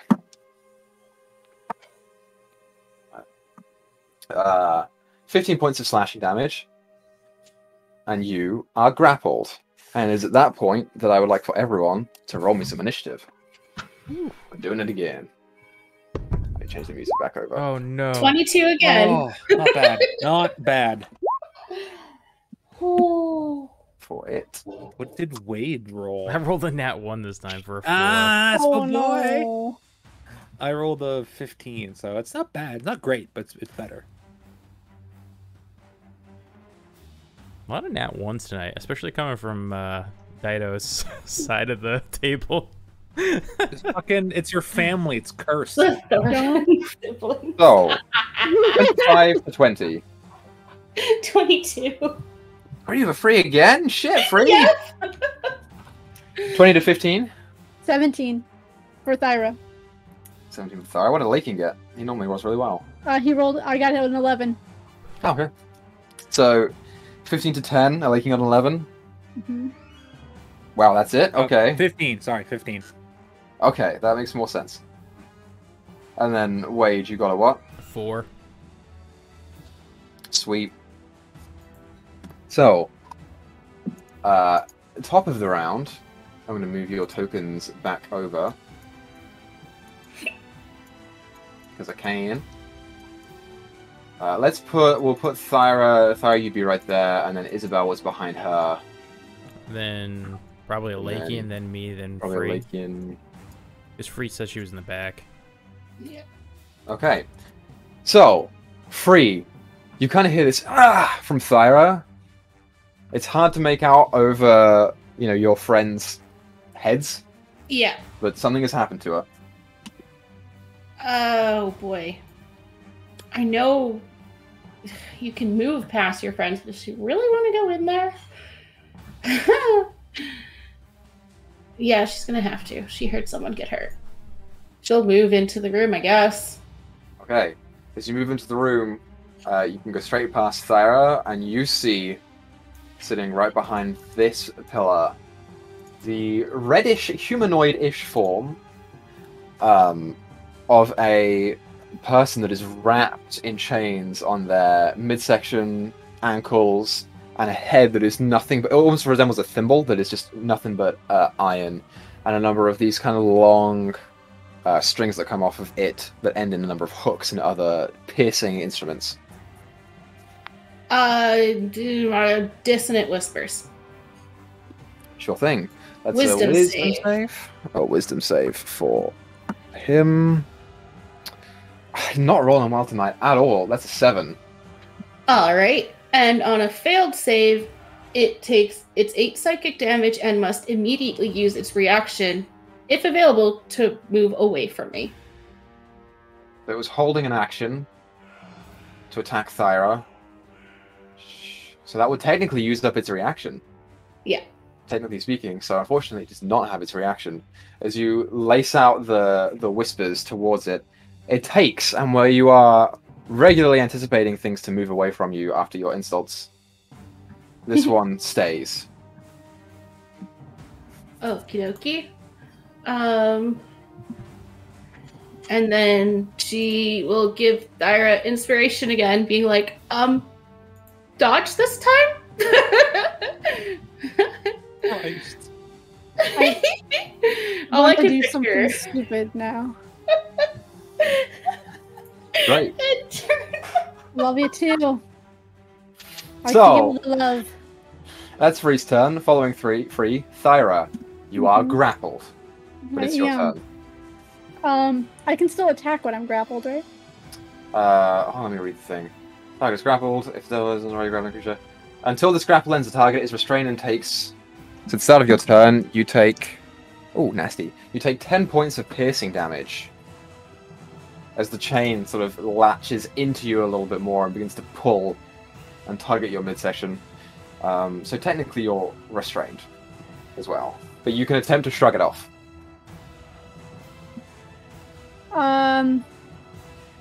I'm going to bonus action rage Yep. and try and get out of this thing. What is that, Yeah. a strength? It is, I think... Yeah, let's make a strength saving throw for this. You'll probably pass it, but it's fine. That's with advantage. 22. Yeah, easily making it out of there. As you feel the rage overtake you and you just grab the hook and pull it out of you and clank it to the ground. And I'm gonna pull out my staff and I'm gonna run up to this thing. Yeah, No, do it. Is it the end of my turn that I have to do it? Do I? No, it's your action to... Okay, yep. Then I'm just gonna Pull out. run up to him, growling very loudly, eyes swirling. Growl. Sweet, awesome. So, following Thyra's turn, Isabel, you're up. Sweet. I'm gonna go on this side of him. Get flanking. Okay. And I forgot you could do this, but two-handed. I'm gonna swing at this fucking devil. Yeah, roll for your attack. With advantage. Yes. Dice. That's a 30 for my... I'm just gonna roll a second time, see if I get a natural 20. I don't. Nah, 30 doesn't hit. Nope, Shit. So not at all. I do 3d10 plus 7. Not super great. Let's see. That's 23 damage. 23 damage. Yeah, this thing takes a hit, for sure. It's looking okay, but it takes a hit. And then second attack, also with advantage. That is a 26, and then roll again just in case. Yeah, 26 26 damage or to hit? to hit. 26 hits. You don't need to ask me that, Felix. I know you know that no, it hits. I do need to ask you that. I do. Go ahead, roll your damage, Felix. Hold up, I'm looking at something. I want to just see something. Fuck it, I'll do a first level smite as well. Oh, you want to? Hell yeah, do it, dude. Yeah, so that's 3d10 plus 2d8. My d8s.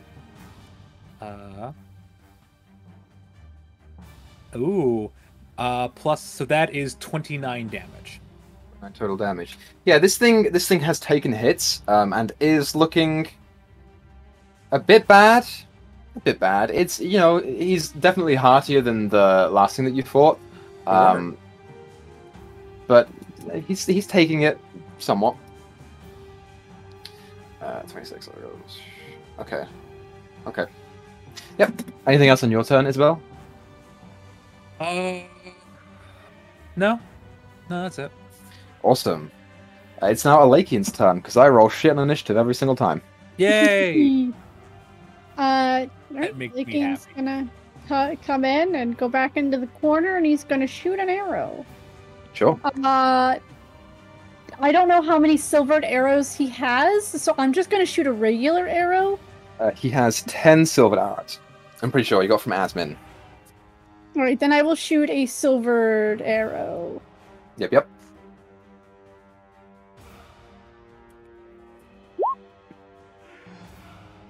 For an 11. 11 to hit? Yep. 11 does not hit. As Alakian pulls back the arrow and it just scatters straight past him and like in between some of the links of the chain and just into the stonework behind. Then he's gonna move back into the hallway. Great. Lakin, what's going on with you today? Focus, man. I give him a smack in the face. Like a smack. Yeah, absolutely. Great. Awesome. Okay. So, it's now the devil's turn. The devil is going to use its special ability, Animate Chains. As it is kind of like now hanging from the stalactite and just sits itself down, you watch as it raises its arms, and dangling from it are a number of chains from the arms itself, and all of the chains on the other stalactites begin to shake and vibrate.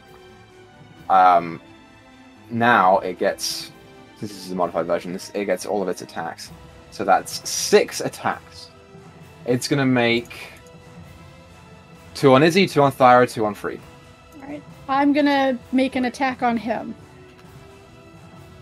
Sentinel. Because this Sentinel. is... Oh, that's right. You get Sentinel. Okay. So that's when it attacks an ally of yours. Yes. Okay. Sure. So it's gonna attack Izzy first. So we'll see if it hits Isabel. With natural 1. Nope. Misses. Yeah. Damn, bro. I'm not rolling well today at all. Are you asking me now because I kept asking you when I got over 20 spies? No. Okay. I don't know your AC, Felix. Which is With Thyra, you get your attack off on him. Yeah. I was gonna wait until you were done, but I can do that now. Whoop. Yeah. Whoop. What? Oh, I didn't want to do all that. I just wanted to hit it. Here, hold on, let's see if this one works. A 19 to hit. 19 hits.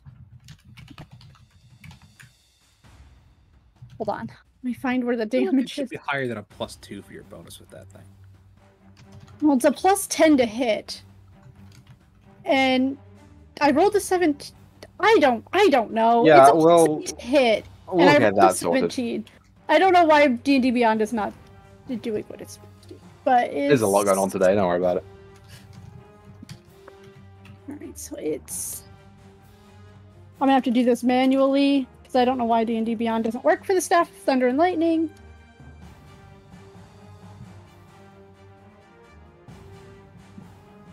The D8 plus 8?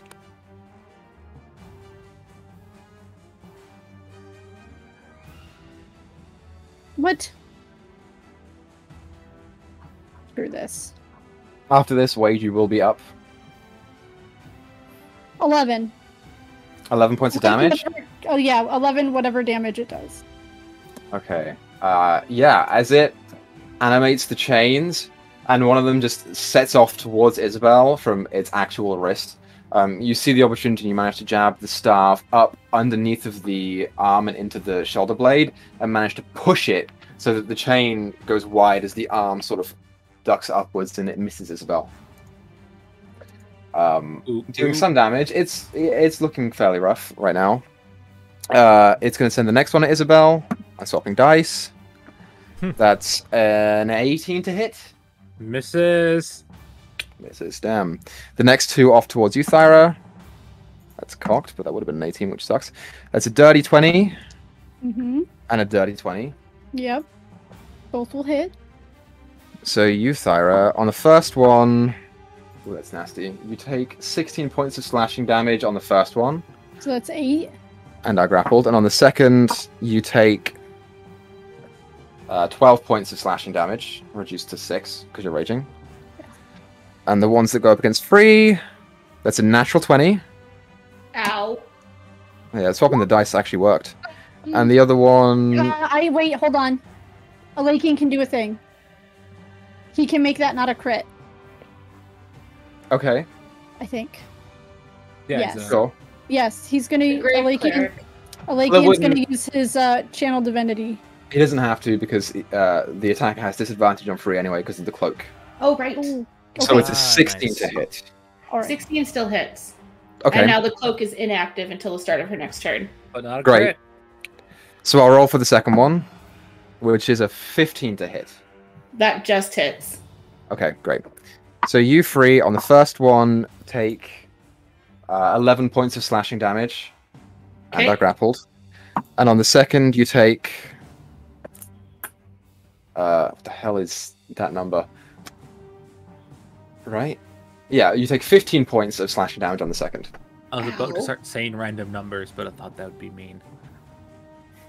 And that's its turn. It can't move. But it's looking rough. Wade, you're up. Alright. Wade finally runs into the room. And runs up beside this thing and Thyra, grabs onto some of the metal points, and starts shocking with Shocking Grasp. Okay. So go ahead and roll for your shocking grasp. Does it get advantage because it has metal? on it? 29, but yeah, let me roll that again. I don't 29 think it again. matters if it's a 29. So I yes, just that wanna hits see if I Wade. get a nat 20. Yeah. There's a finder with advantage. It's just like, yay. 11. 11 points of damage is just enough. Wade, how do you want to Nice. do this? Yeah, I just grab onto like a chain and a hook, and I just start shocking him, and I just don't let go until he like collapses, and then when he's laying there, I'll let go, hold my arms up. Yeah, as you do so, you grasp onto him and you feel the electricity surge from your arms and go into him as he convulses and sort of is electrocuted there for a solid like 10 to 15 seconds. This is a hardy guy, and you kind of have to like wait for him to stop moving before in your hands, as you're gripping on, your fingers start to push inwards involuntarily, and you pull him out, and they're also covered in this like sludgy blackness as the rest of him just straight down into a puddle on the floor. We have surrounded and absolutely fucking stomped every creature we've come across in this place. This is a Growl.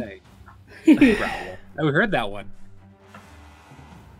As you say that, Isabel, you hear a voice come back over your shoulder of a familiar, slightly heavy-set man who says, "Well, those were the easy ones. I wouldn't want to start you off with a difficult challenge, would I?" I mean, you're a bitch. Starting to I'm- get nervous, are you? Not at all. I flip him off again. You forget I'm at the end of this. Oh, and I'm so excited to stab you in your weird face. You can I drop my rage and I cast Goodberry, and I eat all of them. Okay. Free, is Free hurt? Ooh, Free is hurting. I'm gonna go up to Free. How bad are you hurt? Less than half health. I will give you 15 points. Oh, thank you, Izzy. Mm-hmm. She's just like, why does he keep floating near me?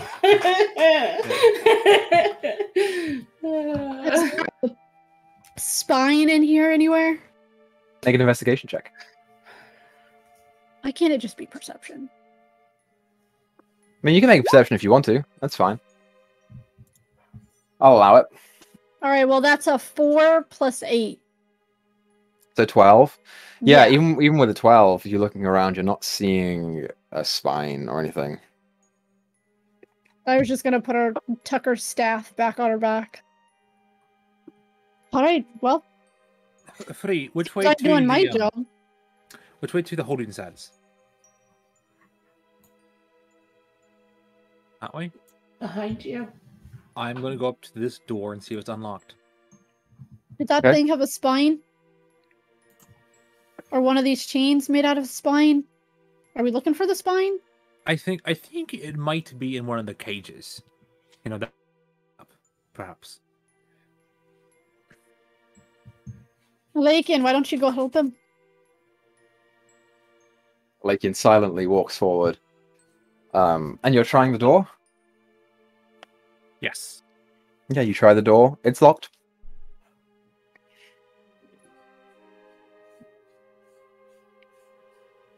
I try to shoulder through the door.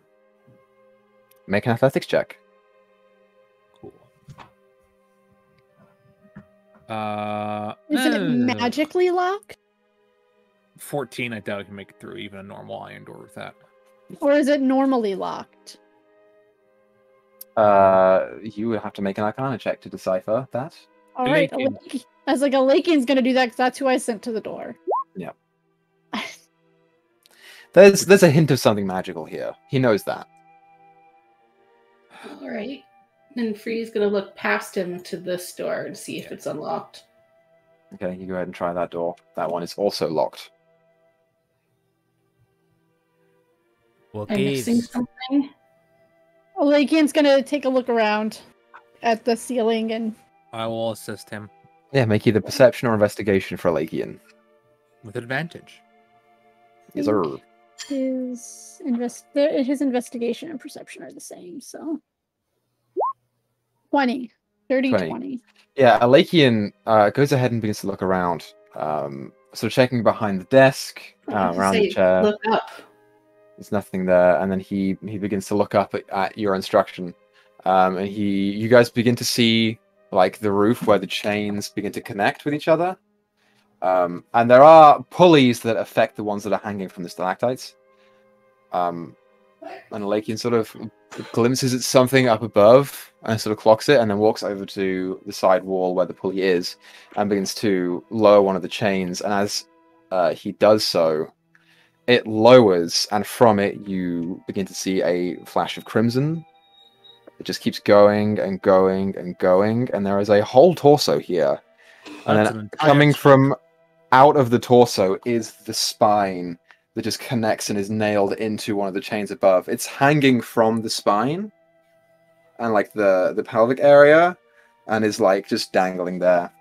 That's an entire trunk of a man. Thyra stands between Free and the torso, trying to block her view of it as much as she can. With that 20, does Alikian see like the key part? He doesn't see the key part from what he's seeing. Okay, I am going to lay the body on the ground and be like, Free, you might want to step out of the room for this. She goes as far away as she's allowed. If she can go I into the am going hall. to take. A long Okay. time ago, Alakian threw a knife into my leg, and I kept that knife. Yeah, so I'm going Isabel, to bring that knife out, and I'm going to dissect this fucking body. go ahead and make a medicine check. Oh, Alakian, assist me with this. Alakian will assist you, I guess. Is Alakian proficient at medicine? I don't know, but I rolled it at an 8. No, 5. he's not. Isabel, you begin dissecting the torso of Gustingane, and blood is flying everywhere, making it harder to see. You're not Who's gonna finding anything. body It things? would have been easier if you would have. I mean, I'm good at skinning animals. It's not much different. All right, take the knife then. I have a mouthful of rotting blood. It is not a good day. Mr. Gaines, you were a bad dude, but I don't know. You're still part of Keijo in my childhood. No, the sex slave. As you're having this tender moment, Wade, all you hear is from the body. I got his gallbladder. I give the knife to Tyra. See a piece of a key? Because I'm mutilating this body too. I rolled a 9 and a 7. Yeah, I mean, you guys are barely getting anywhere. You are not seeing anything. You're all doing this wrong. I mean, you know, it's not an animal. It's 17. slightly different. 17? Yeah. Wade, you take the knife, and there's a moment of hesitation as you know this guy, you know who this was. And then you have to shrug it off, and you begin to cut him open. You find the rib cage, which is still there. The spine was pulled out, and the rib cage is still there. And from within the rib cage, you can see the heart, just underneath of it. Oh, yeah. The heart is weirdly distorted from inside. It's the first thing that you notice. The second thing that you notice is you have to kind of yank the base of the spine out of the top, or where the neck would intersect, is that carved into the spine and laden in there is, in fact, a small gold key. Yeah, I just do all that, and I reach for the key, and I'm just telling myself, just like a gator, it's just a gator. I was going for the stomach. I started to find the stomach and I thought they might have put it in there or something, like fed it to him before he. Wow, I was entirely wrong. I mean, I would have went for the heart. I would have gone for. I was going for the stomach. I don't know. I just thought it'd be easy. But devilish. I should have assumed that. I should have not assumed anything. Free. If you could close your eyes and then snap us clean, so we're not covered in blood when we come see you, I would appreciate it very much. I'm 90% sure I need to see what I'm cleaning. You can look at my foot. It's not as covered in blood as the rest of me. I don't know. I don't know, love. I do not know. Really should invest in ponchos. I'm just saying, they... Do you really think of this? Like, it's in my face. Like, I got right up in there. It's in my arms and it's on my...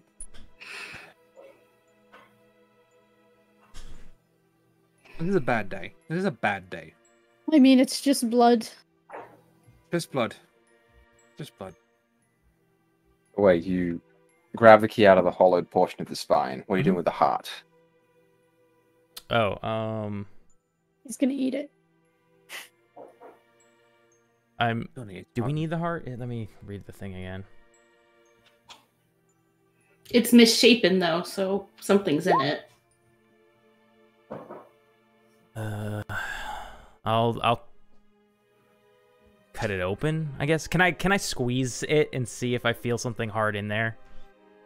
Yeah, well, so you squeeze it. It is still attached to the veins, and as you squeeze it, there are kind of like these faint spurts of blood that come out of the arms, or the arm holes where they were. There's definitely something in there.